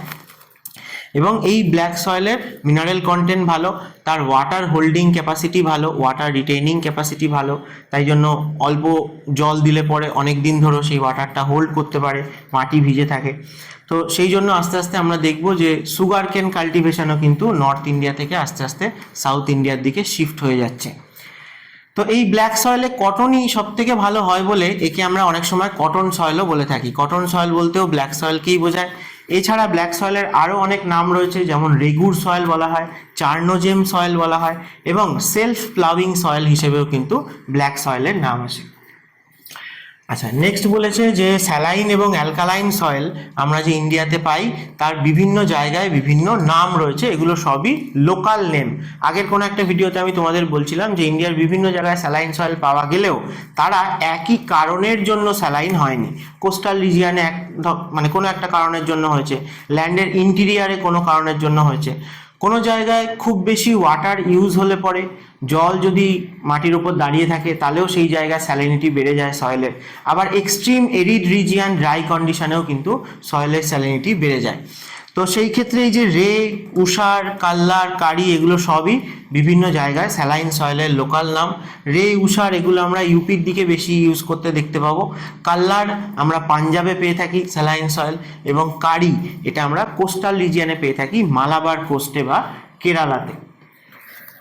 আচ্ছা, নেক্সট বলেছে যে পেট্রোলজি। পেট্রোলজি কি রিলেটেড স্টাডিকে পেট্রোলজি বলে না, রক, শিলা আর কি, রক রিলেটেড স্টাডিকে আমরা পেট্রোলজি বলি। পেডোলজি কাকে বলা হয় না, সয়েল রিলেটেড স্টাডিকে বলা হয় পেডোলজি। এগুলো জিকের পার্সপেক্টিভ থেকে কিন্তু কোশ্চেন টুকটাক তোমরা পাও আর কি। যেমন ধরো আমাদের ওরোলজি কাকে বলে, মাউন্টেন রিলেটেড স্টাডিকে বলা হয় ওরোলজি। আচ্ছা, বলেছে driest part of India. Driest part of India আমরা ওয়েস্টার্ন রাজস্থান, থর ডেজার্ট যাকে আমরা বলে থাকি। রাজস্থান মানেই কিন্তু পুরোটা ডেজার্ট নয়। রাজস্থানে আরাবল্লী যেভাবে রয়েছে তাতে রাজস্থান দুটো ভাগ হয়ে গেছে, একটা ইস্টার্ন রাজস্থান, একটা ওয়েস্টার্ন রাজস্থান। ইস্টার্ন রাজস্থান অর্থাৎ আরাবল্লীর ইস্টার্ন স্লোপ কিন্তু অনেক রেনফল পায়, মানে কম্পারেটিভলি বেশি রেনফল পায়। সেই জায়গায় তোমরা অনেক ফরেস্ট রিজিয়ানও পাবে এবং অনেক ন্যাশনাল পার্ক ওয়াইল্ড লাইফ স্যাংচুয়ারিও রয়েছে, ম্যাক্সিমাম কিন্তু ইস্টার্ন রাজস্থানে রয়েছে। আর আরাবল্লীর ওয়েস্টার্ন সাইডে গেলেই আমরা পাই লুনি রিভারের বেসিন। তাই লুনি রিভারের ড্রেনেজ বেসিন আরও ওয়েস্টে আমরা পাকিস্তানের কাছাকাছি চলে গেলে একদম এক্সট্রিম ওয়েস্টে গিয়ে সেখানে কিন্তু থর ডেজার্ট পাওয়া যায়। তো ওয়েস্টার্ন রাজস্থানই আমাদের ইন্ডিয়ার মধ্যে সব থেকে ড্রাইয়েস্ট রিজিয়ান আমরা বলতে পারি। নেক্সট বলছে যে due to south eastern trade winds from Mascarene basin to Indian subcontinent during the rainy season, সেই সময় সব থেকে লোয়েস্ট প্রেশার কোথায় তৈরি হয়ে থাকে। তাহলে এখন আমাদের যে সিজনটা কারেন্ট চলছে, যেটাকে আমরা মনসুন সিজন বলে থাকি, এটা সামার সিজনেরই সেকেন্ড হাফ। যে সময় আমাদের এখানে সামার মানে সূর্য আমাদের এখন ইন্ডিয়ান ল্যান্ডমাসের ওপর রয়েছে, ট্রপিক অফ ক্যান্সারের কাছাকাছি, তাই প্রচণ্ড হিটিং হয় ইন্ডিয়ান সাবকন্টিনেন্ট অর্থাৎ ইন্ডিয়ার এবং তার আশেপাশে মিলিয়ে হিমালয়ের সাউথে এই যে ল্যান্ডমাসটা। এবং কম্পারেটিভলি এখন সাউদার্ন হেমিস্ফিয়ারে কি না শীতকাল, তাই সেই জায়গাতে ইন্ডিয়ান ওশানের একদম সাউদার্ন সাইডে যদি আমরা যাই, সেখানে মাস্কেরিন বলে একটা আইল্যান্ড গ্রুপ রয়েছে, সেই জায়গায় আমরা অ্যাটমসফিয়ারিক হাই প্রেশার তৈরি হতে দেখতে পাই। সেই মাস্কেরিন হাই প্রেশার বেসিন থেকে বলছে কোন উইন্ড তাহলে ইন্ডিয়ার দিকে আসবে, যার ফলে আমাদের ইন্ডিয়াতে রেনফল হবে বা মনসুন হবে, সেটা হচ্ছে আমাদের trade wind. Trade wind south eastern trade wind southern হেমিস্ফিয়ারে, তাহলে সে মাস্কেরিন হাই প্রেশার বেসিন থেকে জার্নি শুরু করে আস্তে আস্তে অ্যাট্রাক্ট হয় লো প্রেশারের দিকে। লোয়েস্ট প্রেশার কোথায় তৈরি হয়েছে? ইন্ডিয়ান সাবকন্টিনেন্টে, বাট নর্থ ওয়েস্টার্ন ইন্ডিয়াতে তৈরি হয়েছে। লোয়েস্ট প্রেশার তোমরা যদি বলে যে ইন্ডিয়ান সাবকন্টিনেন্টে কোথায় দেখতে পাই, তাহলে নর্থ ওয়েস্টার্ন ইন্ডিয়া। এই নর্থ ওয়েস্টার্ন ইন্ডিয়া বলতে কোনটা না, তখন কিন্তু শুধু রাজস্থান আসে না, তখন কিন্তু রাজস্থান, মধ্যপ্রদেশ, গুজরাট, ওয়েস্টার্ন ইউপি, হরিয়ানা, দিল্লি, এই যে রিজিয়ানটা, এইটাকে বলা হয় থাকে নর্থ ওয়েস্টার্ন ইন্ডিয়া। এবং সেই যে ট্রেড উইন্ড সেই মাস্কেরিন হাই প্রেশার বেসিন থেকে এসে ইকুয়েটারকে ক্রস করে কিছুটা ডান দিকে বেঁকে যায়। ফেরেলের সূত্র অনুযায়ী তোমরা বলতে পারো এখান দিয়ে ইকুয়েটার পাস করছে, ইকুয়েটারকে ক্রস করার পর সে ডান দিকে বেঁকে ইন্ডিয়ান সাবকন্টিনেন্টের দিকে ফ্লো করে এবং ইন্ডিয়ান ল্যান্ডমাসের ভেতর যখন এন্টার করছে তখন প্রচুর পরিমাণে ময়েশ্চার নিয়ে এন্টার করে, কারণ এতক্ষণ সে পুরোটাই ইন্ডিয়ান ওশান ওয়াটার বডির ওপর দিয়ে ফ্লো করেছে, তাই প্রচুর ময়েশ্চার নিয়ে ইন্ডিয়ান ল্যান্ডমাসে যখন এন্টার করে তার থেকে আমরা বিভিন্ন জায়গায় রেনফল এই সিজনটায় পেয়ে থাকি। তাহলে এই যে ছবিটা তোমরা দেখছো, এটা হচ্ছে যে যখন মনসুন উইন্ড এন্টার করছে, ঠিক আছে, তখন এটা দুটো ব্রাঞ্চ আমরা বলি, একটা বে অফ বেঙ্গল ব্রাঞ্চ আর একটা হচ্ছে আরাবিয়ান সি ব্রাঞ্চ। এরা দুজনেই এন্টার করে ফাইনালি কোন দিকে ফ্লো করছে না এই নর্থ ওয়েস্ট ইন্ডিয়ার দিকে ফ্লো করছে, দুদিকের উইন্ডটাই, কারণ সব থেকে লোয়েস্ট প্রেশার এই জায়গাটায় তৈরি হয়েছে।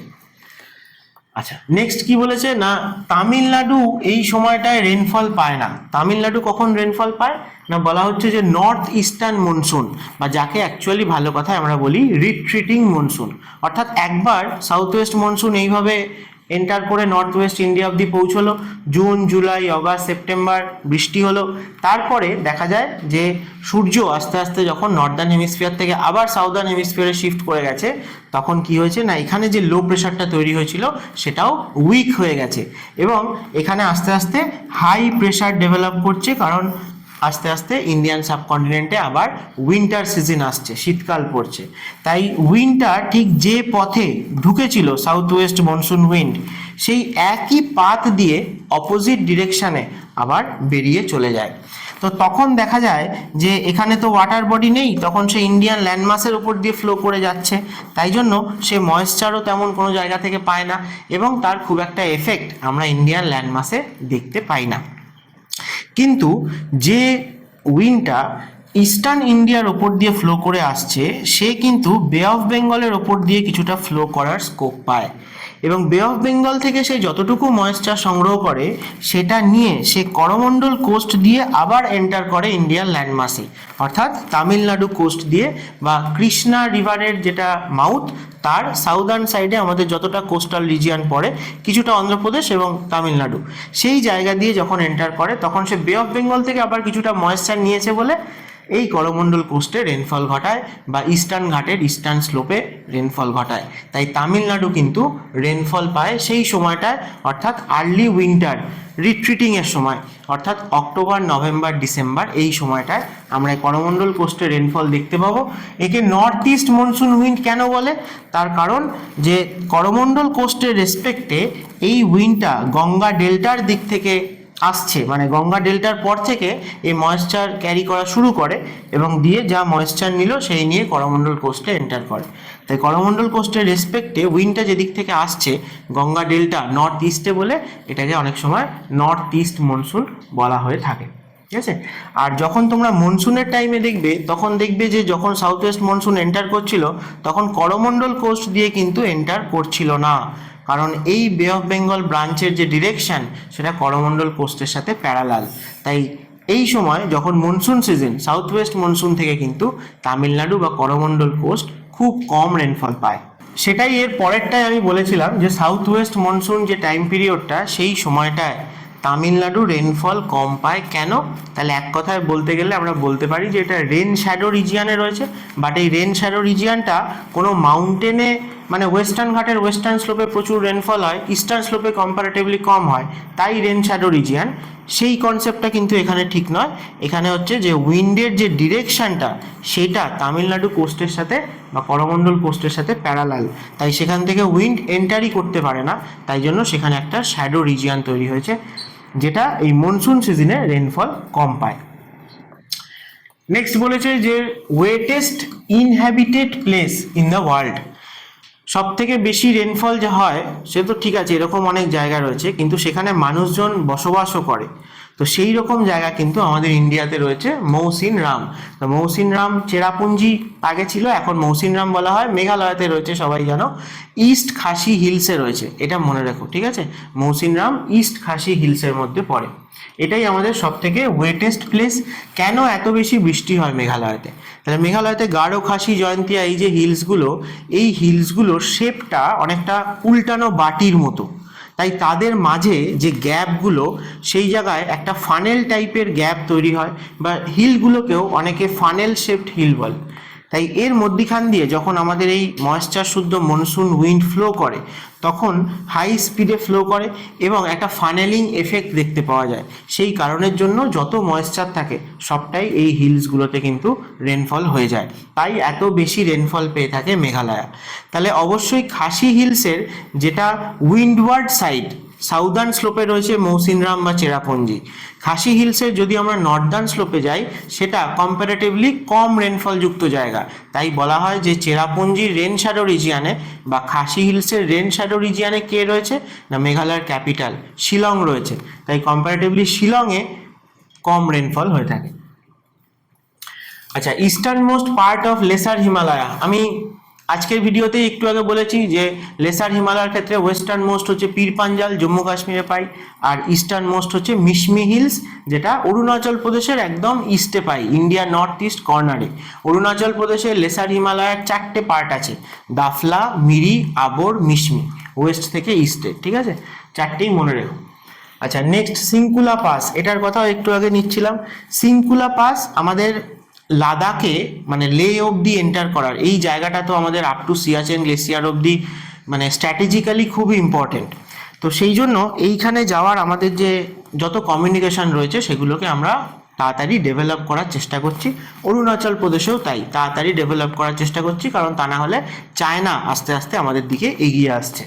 তাহলে লে অবধি পৌঁছানোর আমাদের একটাই রাস্তা ছিল ইন্ডিপেন্ডেন্সের সময় থেকে, সেটা হচ্ছে শ্রীনগর হয়ে কার্গিল হয়ে লে যাওয়ার, অর্থাৎ জোজিলা পাসের কথা বলছিলাম একটু আগে, জোজিলা পাস হয়ে কার্গিল হয়ে, যেটাই যখন কার্গিল ওয়ার হয়েছিল পাকিস্তান কিন্তু অলমোস্ট ব্লক করে দিয়েছিল। তাহলে তাতে কি হয় না, পুরো আমাদের লের সাথে কানেক্টিভিটিটাই নষ্ট হয়ে যায়। ঠিক আছে, তো সেই জন্য পরবর্তীকালে আমরা আরও একটা রাস্তা ডেভেলপ করেছি, সেটা কোথা দিয়ে না, সেটা হচ্ছে হিমাচল প্রদেশ থেকে ডাইরেক্ট লে। একটা ছিল শ্রীনগর দিয়ে লে, আর একটা হয়েছে হিমাচল প্রদেশ, অর্থাৎ রোটাং পাসের পরে তোমরা যদি আরও যাও তাহলে পাবো আমরা বারালাচা পাস। এই বারালাচালা সেটা দিয়ে আমরা হিমাচল প্রদেশ থেকে কিন্তু ডাইরেক্টলি লে যেতে পারি। এখন আরও একটা নতুন রাস্তা ডেভেলপ করা হচ্ছে, সেটাও হিমাচল প্রদেশ থেকেই। সেই জায়গাটা তোমরা যে কুলু মানালি যাও, তো মানালির পরে আরও নর্থে গেলে বারালাচা পাস ছাড়াও আরও একটা নতুন পাস যেটা হচ্ছে সিংকুলা পাস। সেই সিংকুলা পাসও গ্রেটার হিমালয়াতেই রয়েছে। সেই সিঙ্কুলা পাসে নতুন করে সিঙ্কুলা টানেলও কিন্তু তৈরি করা হচ্ছে, যাতে আমাদের 3টে রাস্তা কিন্তু খুলে যাচ্ছে আপ টু সিয়াচেন গ্লেসিয়ার বলো বা লে অবধি পৌঁছানোর জন্য। তাই সিঙ্কুলা পাসটাও ইম্পর্টেন্ট। যেমন এই সমস্ত জায়গাতেই আমাদের পাসগুলো ছিল, কিন্তু কানেক্টিভিটি বন্ধ থাকতো বছরের অর্ধেকেরও বেশি সময়, কারণ সবটাই স্নো কভার্ড হয়ে যায়। তাই তোমরা যত নতুন নতুন টানেল দেখছো, এই প্রজেক্টগুলো বিআরও নতুন নতুন করে ডেভেলপ করছে আমাদেরই সেফটি এবং সিকিউরিটি আরও বাড়ানোর জন্য। তো সেলা টানেল মনে রেখো যে ওয়েস্টার্ন অরুণাচল প্রদেশে রয়েছে, তাওয়াং যেখানে বমডিলা বুমলা পাস এগুলো রয়েছে সেখানে হচ্ছে সেলা টানেল। আর জহর টানেল, তারপর চেনানি নাসরি টানেল যাকে শ্যামাপ্রসাদ মুখার্জি টানেল বলে, রোটাং পাসে অটল টানেল, এগুলো খুবই ইম্পর্টেন্ট। জজিলা টানেল নতুন হচ্ছে, সিঙ্কুলা টানেল নতুন হচ্ছে, ঠিক আছে? এই সব কটা কিন্তু কোশ্চেনে আসার মতো। নেক্সট বলেছে বৃদ্ধ গঙ্গা। তো বৃদ্ধ গঙ্গা আমরা গোদাবরীকে বলবো, অর্থাৎ বয়সে অনেক পুরনো। আমাদের পেনিনসুলার রিভারগুলো কিন্তু হিমালয়ান রিভারগুলোর থেকেও অনেক পুরনো রিভার। তাহলে গোদাবরী আমাদের পেনিনসুলার ইন্ডিয়ার সব থেকে লংগেস্ট রিভার, এবং গঙ্গা হচ্ছে ইন্ডিয়ার লংগেস্ট রিভার। তাই গঙ্গার সাথে কম্পেয়ার করে গোদাবরীকে গঙ্গার সাথে কম্পেয়ার করা হয় আর কি, এবং সে যেহেতু অনেক পুরনো গঙ্গার থেকে, তাই তাকে আমরা বৃদ্ধ গঙ্গা বলে থাকি। এবং ইংলিশে অনেক সময় এটাকে বলা হয়ে থাকে যে Ganga of south. Ganga of south বলতেও কিন্তু গোদাবরীকেই আমরা বলবো, গঙ্গার সাথে কম্পেয়ার করছি যেহেতু গোদাবরী পেনিনসুলার লংগেস্ট রিভার। আবার অনেক সময় বলা হয় যে গঙ্গা অফ সাউথ ইন্ডিয়া কাকে বলে। গঙ্গা অফ সাউথ ইন্ডিয়া কিন্তু আমরা কাবেরীকে বলবো, কারণ কাবেরীকে মনে করা হয় যে একটা পবিত্র রিভার, হোলি রিভার, এবং তার সাথে সাথে এই পেনিনসুলার সমস্ত রিভারগুলোই মনসুন ফেড রিভার আর কি, নন পেরিনিয়াল রিভার। একমাত্র কাবেরী রিভারটা কিন্তু পেরিনিয়াল রিভার হিসেবে রয়েছে, তাই জন্য কাবেরীকেও গঙ্গার সাথে কম্পেয়ার করা হয়, বা গঙ্গাকে আমরা যতটা পবিত্র বলে মানি, সাউথ ইন্ডিয়াতে কাবেরীকেও তাই মানা হয়। তাই গঙ্গা অফ সাউথ ইন্ডিয়া বললে বা দক্ষিণ ভারতের গঙ্গা বললে তখন কাবেরী হবে, আর দক্ষিণের গঙ্গা বা দাক্ষিণী গঙ্গা বা বৃদ্ধ গঙ্গা বললে পরে তখন গোদাবরী হবে রাইট অ্যান্সার। আচ্ছা, পুনে রয়েছে কোন রিভারের পারে? তা মুলা এবং মুথা দুটো ছোট ছোট স্ট্রিম রয়েছে যার পারে রয়েছে পুনে। এই মুলা এবং মুথা ফাইনালি কিন্তু কৃষ্ণা রিভার সিস্টেমের পার্ট, মহারাষ্ট্রের পুনে। আচ্ছা, নেক্সট বলছে যে ইয়ারলাং জাংপো বলে আমরা কাকে চিনবো টিবেটে? এই নদীটারই বিভিন্ন জায়গায় অনেক রকম নাম রয়েছে, অনেক কটা নাম রয়েছে। তাহলে যাকে আমরা মানস সরোবরের কাছাকাছি থেকে অরিজিনেট হতে দেখতে পাই, সাংপো আগে বলা হতো, এখন ইয়ারলাং জাংপো বলা হয় চাইনিজে। তাহলে সে মানস সরোবর থেকে প্রথমে ইস্টে ফ্লো করেছে হিমালয়ার নর্দার্ন সাইড দিয়ে, অর্থাৎ ট্রান্স হিমালয়ান রিজিয়ান দিয়ে। তাই একে আমরা ট্রান্স হিমালয়ান রিভারও কিন্তু বলতে পারি। তারপরে নামচা পারোয়ার কাছে এর সিনট্যাক্সিয়াল বেন্ট নিয়েছে এবং অরুণাচল প্রদেশে এন্টার করেছে, যার অরুণাচল প্রদেশের নাম হচ্ছে সিয়াং বা দিহং। তারপরে অরুণাচল প্রদেশ থেকে আসামে এন্টার করেছে, এবং এতক্ষণ পর রিভারটা প্লেন রিজিয়ানে পড়েছে। এর আগে পুরোটাই ছিল এর আপার কোর্স বা মাউন্টেনিয়াস কোর্স। তাই যখন রিভারটা আসামে এন্টার করছে তখনই সে প্লেন রিজিয়ানে পড়লো, এবং তার নাম হলো ব্রহ্মপুত্র। আসামের মধ্যেই আমরা শুধু একে ব্রহ্মপুত্র নামে চিনি। আসামের পরে ব্রহ্মপুত্র চলে গেছে বাংলাদেশে, তার নাম হয়ে গেছে যমুনা, এবং সে পরে পদ্মার সাথে মিশে, অর্থাৎ গঙ্গার যেটা ডিস্ট্রিবিউটারি, পদ্মার সাথে মিশে ফাইনালি মেঘনা হয়েছে, এবং গঙ্গা ব্রহ্মপুত্র মেঘনা একটা কম্বাইন্ড ডেল্টা ফরমেশন করেছে। তো এই রিভারটার আপার কোর্স আমরা পেয়ে থাকি সব থেকে বেশি, এতটা আপার কোর্স আমরা পাই বলে প্রচুর পরিমাণে ওয়াটার কিন্তু সে ক্যারি করে নিয়ে আসে, কারণ টিবেটিয়ান রিজিয়ানটা পুরোটাই মাউন্টেনিয়াস বা গ্লেসিয়ার বা স্নো কভার রিজিয়ান। তাই এত ওয়াটার শুধু নয়, তার সাথে সাথে সে যে এরোশন করে প্রচুর পরিমাণে সেডিমেন্টসও ক্যারি করে নিয়ে আসে, যেটা সে এই প্লেন রিজিয়ানে পড়ার সাথে সাথেই কিন্তু ডিপোজিট করতে শুরু করে। এবং সেই জন্য আমরা দেখতে পাবো যে ব্রহ্মপুত্র বেডটা অরুণাচল প্রদেশে যেখানে খুঁজেই পাওয়া যায় না, যে ব্রহ্মপুত্র রিভার একদম ন্যারো, সেটা আসামে এসে কিন্তু প্রচুর ওয়াইড হয়ে যায়। যেটা আগে 1 কিলোমিটারও ছিল না, সেটা 20-22 কিলোমিটার ওয়াইড দেখা যায় ব্রহ্মপুত্র। এবং তোমরা জানো যে সরো অফ আসাম যদি বলা হয়, আসামের দুঃখ, তাহলে আমরা ব্রহ্মপুত্রকেই বলবো, কারণ প্রতি বছর মনসুন সিজনে ব্রহ্মপুত্র কিন্তু ফ্লাড করে। তাই যেহেতু ইন্ডিয়াতে ব্রহ্মপুত্র খুব কম রয়েছে, তাও ব্রহ্মপুত্রকে বলা হয় লার্জেস্ট রিভার অফ ইন্ডিয়া। কেন বলে? লংগেস্ট রিভার কিন্তু গঙ্গা, বাট লার্জেস্ট বলা হয় কারণ সে এত পরিমাণে ওয়াটার ভলিউম এবং সেডিমেন্টস ক্যারি করে নিয়ে আসে এবং ডিপোজিট করে এই আসাম এবং এরপরে বাংলাদেশে। তাই জন্য ব্রহ্মপুত্রকে আমরা লার্জেস্ট রিভার অফ ইন্ডিয়া বলে থাকি। ঠিক আছে, তো চলো, এটাই ছিল ইয়ারলাং জাংপো এবং অনেক কটা নাম, 4টে নাম আমরা পেয়ে থাকি কিন্তু এই রিভারটার। আচ্ছা, নেক্সট বলেছে যে রিফট ভ্যালি দিয়ে ফ্লো করে ইন্ডিয়ার কোন কোন রিভার। তা নর্মদা এবং তাপি এই দুটো তোমাদের কাছে কমন। বিন্ধ্য এবং সাতপুরা এই দুটো ব্লক মাউন্টেনের মধ্যখান দিয়ে ফ্লো করছে নর্মদা। ইন্ডিয়ার লংগেস্ট ওয়েস্ট ফ্লোয়িং রিভার কোথায় গিয়ে পড়েছে? না গালফ অফ খাম্বাতে গিয়ে পড়েছে নর্মদা, এবং তার ছোট ভাই আর কি তাপিকে বলা হয় থাকে। তাপি সাতপুরার সাউদার্ন সাইড দিয়ে ফ্লো করছে। এই দুটো রিফট ভ্যালি দিয়ে ফ্লো করছে তো অবশ্যই, তাছাড়াও আমরা পেনিনসুলাতে বাকি যে রিফট ভ্যালি পেয়ে থাকি, যেগুলো বিভিন্ন সময় যখন ইন্ডিয়ান পেনিনসুলা মুভ করে এসেছিল এবং ইউরেশিয়ান প্লেটের সাথে কলিশন হয়েছে, এই সময় বিভিন্ন জায়গায় আনস্টেবিলিটি জন্য কিন্তু দেখা যায় যে বিভিন্ন জায়গায় ফ্লোর সাবসিডেন্স হয়েছে, অর্থাৎ কোনো কোনো জায়গা মাটির নিচে বসে গেছে।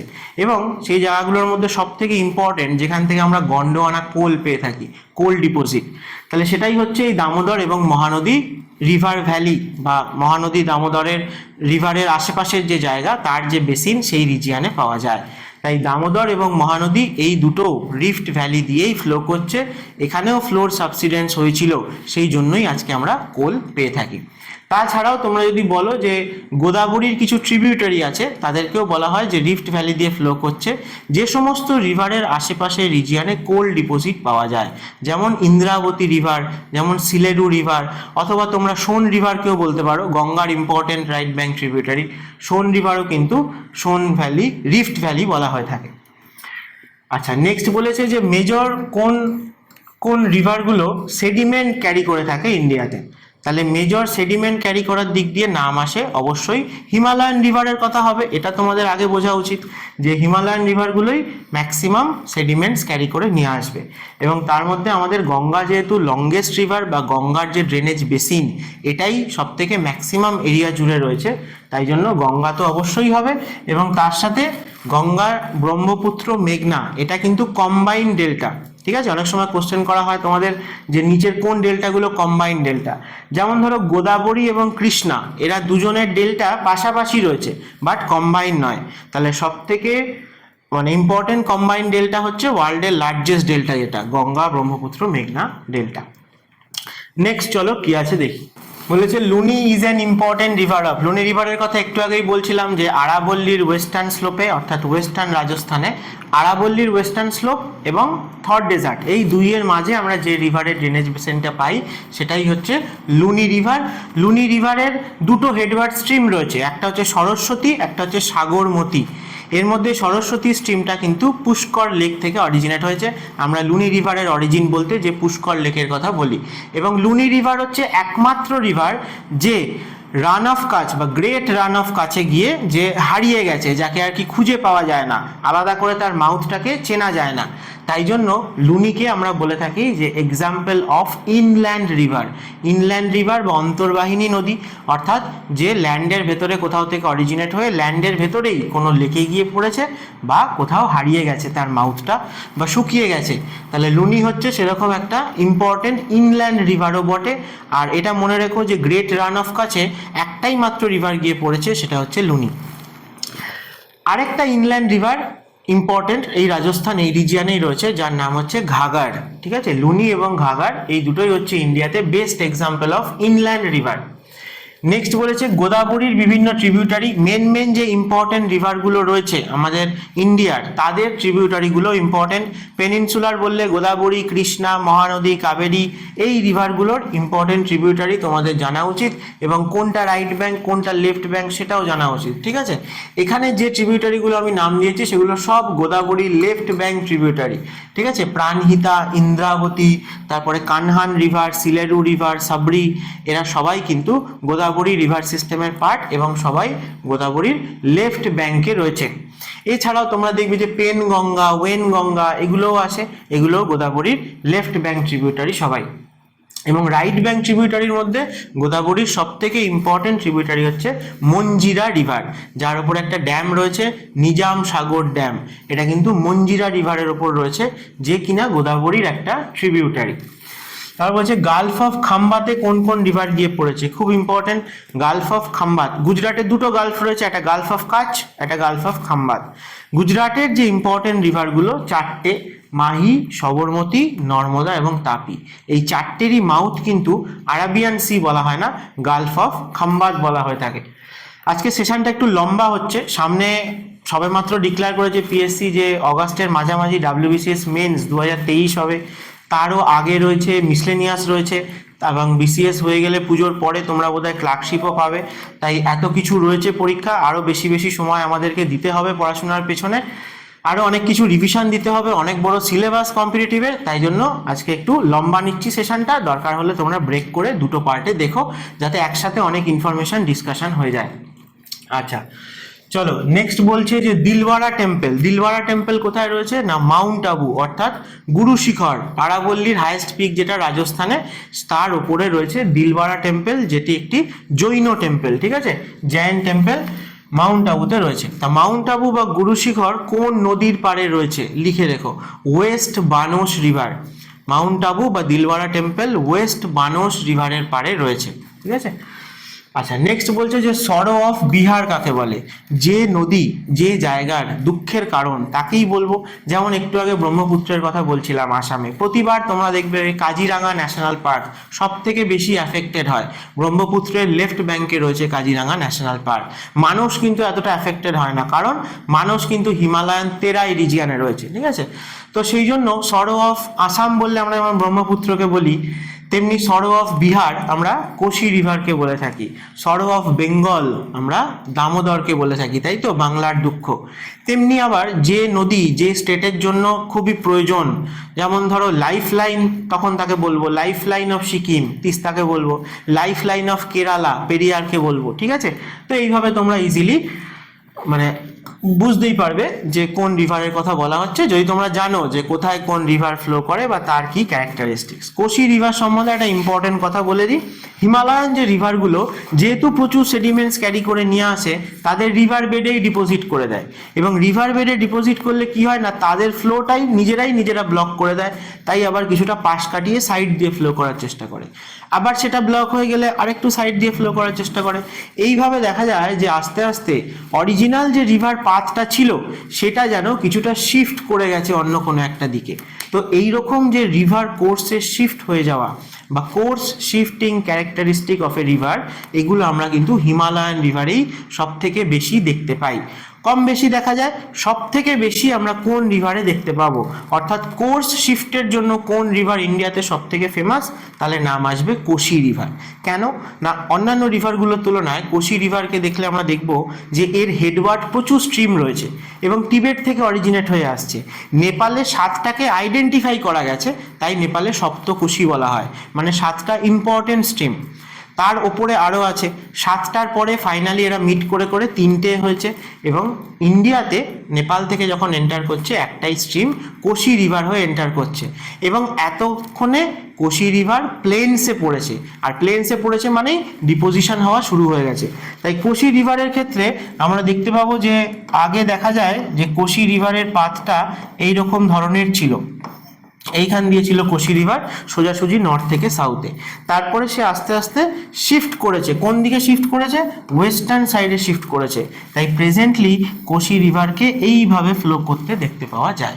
কোশি রিভারই হচ্ছে কোর্স শিফটের ব্যাপারে বেস্ট এক্সাম্পল ইন্ডিয়াতে, ঠিক আছে, মনে রাখো। আর কোশি ব্যারেজ এটা কিন্তু একটা joint venture of India and Nepal, মানে international project. Kosi barrage project Nepal আর বিহারের বর্ডারেই রয়েছে। কেন বানানো হয়েছিল না, এই যে বিহারে এত ফ্লাড করে কোশি রিভার, তাকে আটকানোর জন্যই কোশি ব্যারেজ প্রজেক্টটা বানানো। Highest peak of Garo hills, একটু আগে বলছিলাম বোধহয় যে খাসি হিলসের হাইয়েস্ট পিক শিলং, মেঘালয়ার হাইয়েস্ট পিকও শিলং, মেঘালয়ার ক্যাপিটাল, কিন্তু তার থেকে হাইট কম হচ্ছে এই নকরেক পিকটার, কিন্তু এই নকরেক গারো হিলসের হাইয়েস্ট পিক, ঠিক আছে। গারো হিলসের হাইয়েস্ট পিক আলাদা বললে নকরেক, খাসি হিলসের শিলং, বা দুজনের মধ্যে শিলংয়ের অল্টিটিউড বেশি, তাই মেঘালয়ের হাইয়েস্ট পিক কিন্তু শিলং।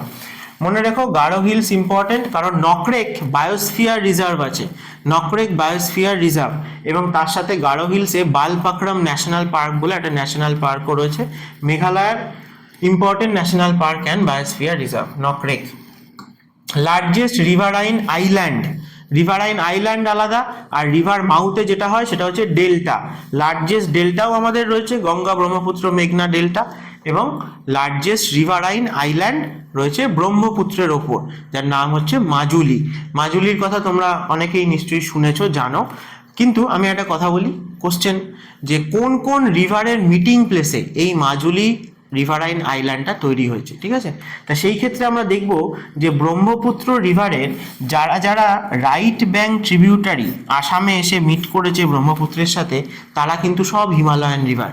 খেয়াল করে দেখেছো, ব্রহ্মপুত্র আমাদের ইন্ডিয়াতে ইস্ট থেকে ওয়েস্টে ফ্লো করেছে, যারা ব্রহ্মপুত্রের রাইট ব্যাঙ্ক ট্রিবিউটারি তারা সবাই হিমালয়ান রিভার। তার মানে এরা আরও বেশি ওয়াটার এবং সেডিমেন্টস আবার ব্রহ্মপুত্রে এসে দিচ্ছে আসামে। আর লেফট ব্যাঙ্ক কিছু ট্রিবিউটারি আছে, সেগুলো হিমালয়ান রিভার নয়। যাই হোক, কিছু এক্সেপশনও আছে, যেমন দিবং, লোহিত, ঠিক আছে, এরা কিন্তু আবার ব্রহ্মপুত্রের left bank tributary but Himalayan river. তাহলে এদের মধ্যে যে সব থেকে বেশি পরিমাণে সেডিমেন্টস ব্রহ্মপুত্রে ট্রিবিউট করে, তার এবং ব্রহ্মপুত্রের মিটিং প্লেসেই মাজুলি তৈরি হয়েছে, সেটা হচ্ছে সুবনশিরি রিভার। এই সুবনশিরি রিভার সেটাও টিবেট থেকে আসছে, হিমালয়ান রিভার, এবং সুবনশিরি রিভার ব্রহ্মপুত্রের সাথে যেখানে মিট করেছে জায়গাটার নাম হচ্ছে লখিমপুর। সেই লখিমপুরের কাছেই এই মাজুলি আইল্যান্ডটা কিন্তু ফরমেশন হয়েছে। এবং এখানে ব্রহ্মপুত্রের এক পারে রয়েছে লখিমপুর, আরেক দিকে রয়েছে জোরহাট। তোমাদের কোশ্চেনে যে কোনো একটা দিতে পারে যে মাজুলি আইল্যান্ডটা কোথায় রয়েছে। ম্যাক্সিমাম আমরা জোরহাট হয়তো অপশানে দেখে থাকি, কিন্তু জোরহাট না দিয়ে লখিমপুরও দিতে পারে, ঠিক আছে? আচ্ছা, চলো নেক্সট বলছে যে valley of flowers. Valley of flowers খুব ইম্পর্টেন্ট। এর আগে ছিল নন্দা দেবী ন্যাশনাল পার্ক, এখন নন্দা দেবী বায়োস্ফিয়ার রিজার্ভও হয়ে গেছে। তার মধ্যে আলাদা করে একটা রিজিয়ন এই valley of flowers national park বলা হয়ে থাকে, যার ছবি তোমরা দেখতে পাচ্ছ, যেখানে সিজনাল একটা সময় প্রচুর, মানে পুরোটাই এরকম বিভিন্ন কালারফুল ফ্লাওয়ার্সে ঢেকে যায়, ওয়াইল্ড ব্লুমিং ফ্লাওয়ার্স। তো সেটাই উত্তরাখণ্ডের একদম ইস্টার্ন সাইডে রয়েছে নন্দা দেবী পিকটা। ইস্টার্ন বলতে নর্থ ইস্টার্ন অবশ্যই। উত্তরাখণ্ডের একদম নর্থ ইস্টার্ন সাইডে আমরা নন্দা দেবীকে পেয়ে থাকি, এবং নন্দা দেবীর আশেপাশে আরও অনেক ইম্পর্টেন্ট পিক রয়েছে। সেই রিজিয়নেই এই ভ্যালি অফ ফ্লাওয়ার্সটা রয়েছে। উত্তরাখণ্ডে হিমালয়কে আমরা দুভাগে অনেক সময় ভাগ করে থাকি, একটাকে বলা হয় গাড়ওয়াল, একটাকে বলা হয় কুমায়ুন। যেটা ওয়েস্টার্ন পার্ট তাকে আমরা বলে থাকি গাড়ওয়াল হিমালয়। শুধু উত্তরাখণ্ডের রেসপেক্টে বলছি, উত্তরাখণ্ডের ওয়েস্টার্ন পার্টকে বলে গাড়ওয়াল হিমালয়, ইস্টার্ন পার্টকে বলে কুমায়ুন হিমালয়। তাই Nanda Devi valley of flowers এই যে রিজিয়নটা, আরও এখানে কিছু পাবে যে পাঞ্চচুল্লি, এই যে পিকগুলো, এগুলো কিন্তু সব কুমায়ুন হিমালয়তে লাই করে। আর ওয়েস্টার্ন সাইডে যদি যাও তাহলে তোমরা দেখবে যে বদ্রীনাথ, কেদারনাথ, গঙ্গোত্রী, যমুনোত্রী, এরা কিন্তু সবাই গাড়ওয়াল হিমালয়তে লাই করে। তো অনেক সময় এভাবেও কোশ্চেন তোমাদের করা হয়। নেক্সট বলেছে হাইয়েস্ট পিক অফ নাগাল্যান্ড। নাগাল্যান্ডের হাইয়েস্ট পিক কি না, নাগাল্যান্ডে জেনারেলি আমরা নাগা হিলস বলে থাকি, মিজোরামে আমরা মিজো হিলস বলে থাকি। তো এছাড়াও দেখবে নাগাল্যান্ডে আরেকটা হিল আছে যার কথা মনে রেখো, যে জাভ্ভো হিল, ঠিক আছে, জাভ্ভো হিলস, সেটাও আমরা কোথায় পাই, নাগাল্যান্ডে পাই। তাহলে ওভারঅল নাগাল্যান্ডের হাইয়েস্ট পিক হচ্ছে সারামতি, সারামতি। আর যোগ ফলস রয়েছে যে রিভারে, সেটা হচ্ছে সারাবতী।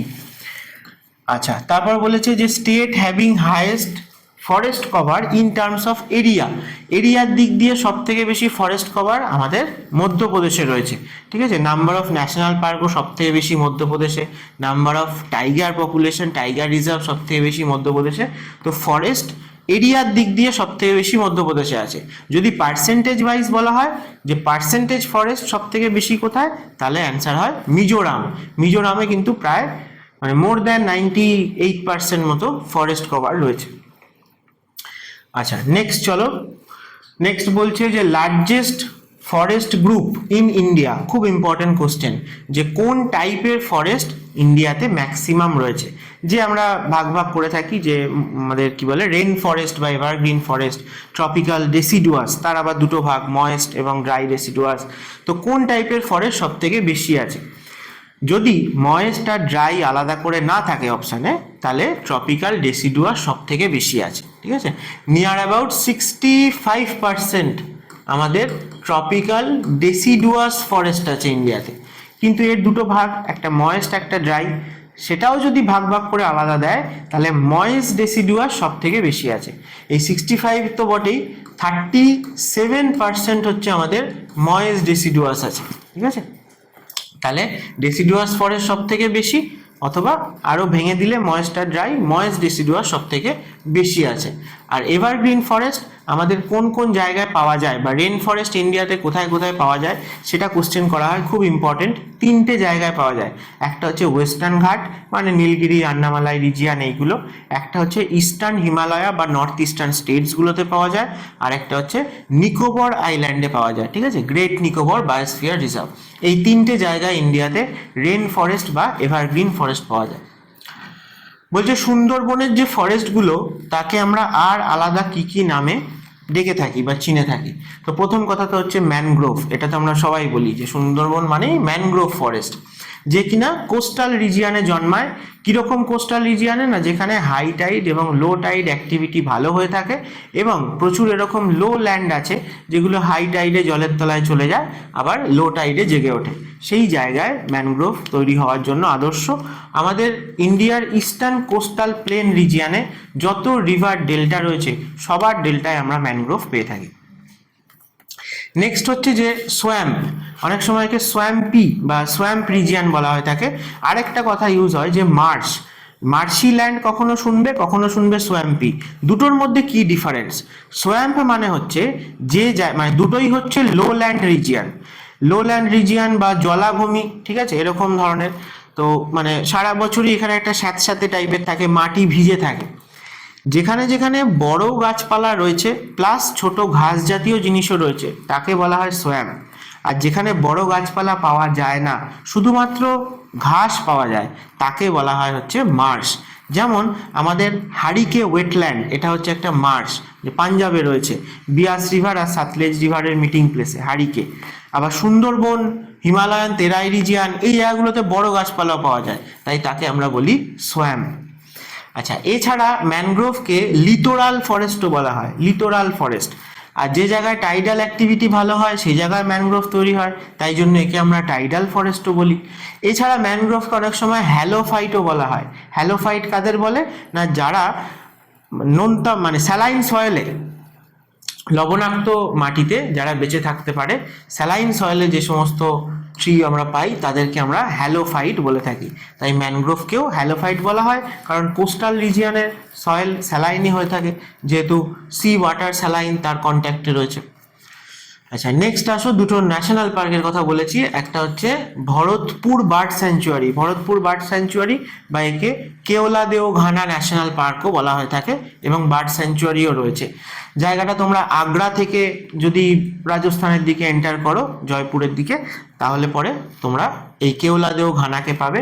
রাজস্থানে যত ন্যাশনাল পার্ক, বার্ড স্যাঞ্চুয়ারি বা টাইগার রিজার্ভ রয়েছে সবাইকেই আমরা কিন্তু ইস্টার্ন রাজস্থানে পেয়ে থাকি। একটু আগে বলছিলাম রেনফল কম্পারেটিভলি ইস্টার্ন রাজস্থানে বেশি হয়, ফরেস্ট কভার রয়েছে, তাই ম্যাক্সিমাম স্যাঞ্চুয়ারিগুলো ইস্টার্ন রাজস্থানে রয়েছে। ভরতপুর বার্ড স্যাঞ্চুয়ারি বা কেওলাদেও ঘানা এটা ইম্পর্টেন্ট কিন্তু, ঠিক আছে, কোশ্চেনে আসে। সবকটা যা যা আছে সবকটাই ইম্পর্টেন্ট, ন্যাশনাল পার্কগুলো অ্যাটলিস্ট দেখে রেখো। আচ্ছা, Namdapha national park, Namdapha national park হচ্ছে ইন্ডিয়ার একদম ইস্টার্ন মোস্ট ন্যাশনাল পার্ক। অনেক সময় এভাবে তোমাদের কোশ্চেন করা হয় যে বলো তো যে eastern most national park of India কোনটা, তাহলে সেটার অ্যান্সার হবে এই নামদাফা ন্যাশনাল পার্ক। তাহলে ইস্টার্ন মানে অরুণাচল, অরুণাচলের একদম ইস্টার্ন সাইডে এই জায়গাটায় আমরা একটা মাউন্টেন রেঞ্জ পাই, যাকে বলা হয়ে থাকে যে watershed between India and Myanmar. রেঞ্জটার নাম হচ্ছে পাটকই রেঞ্জ বা পাটকইবাম বলা হয়। তাহলে এখানে অরুণাচল প্রদেশ আর মায়ানমারের বর্ডারে আমরা এই পাটকই রেঞ্জটাকে পাই। সেই পাটকই রেঞ্জের হাইয়েস্ট পিক হচ্ছে মাউন্ট দাফা বা যাকে দাফা বুম বলা হয়। সেই দাফা বুম পিকটার আশেপাশে রিজিয়ানে এই পাটকই রেঞ্জে অরুণাচল প্রদেশে আমরা যে ফরেস্ট রিজিয়ানটা পাই সেটাই হচ্ছে নামদাফা ন্যাশনাল পার্ক, ঠিক আছে। এটাই একদম eastern most national park of India. তোমাদের জন্য তাহলে একটা কোশ্চেন থাক যে Northern most national park of India এটা কি, আমার কমেন্ট করে জানিও। Northern most national park of India. চলো আজকের 50টা ওয়ান লাইনার হয়ে গেছে, এখানেই শেষ করছি ভিডিওটা। তোমাদের যদি ইনফরমেটিভ মনে হয়ে থাকে, ভালো লাগে ভিডিওটা, অবশ্যই একটা লাইক করো। আর যারা যারা সিরিয়াস অ্যাসপিরেন্ট রয়েছে কম্পিটিটিভ এক্সামের জন্য, সামনে পরীক্ষা আছে, তাদের সাথে শেয়ার করো, তাদেরও হেল্প হবে। সবাই একসাথে পড়লে তোমারও নলেজ অনেক বাড়বে, অনেক বেশি রিভিশন হবে। চলো আজকে এখানেই শেষ করছি।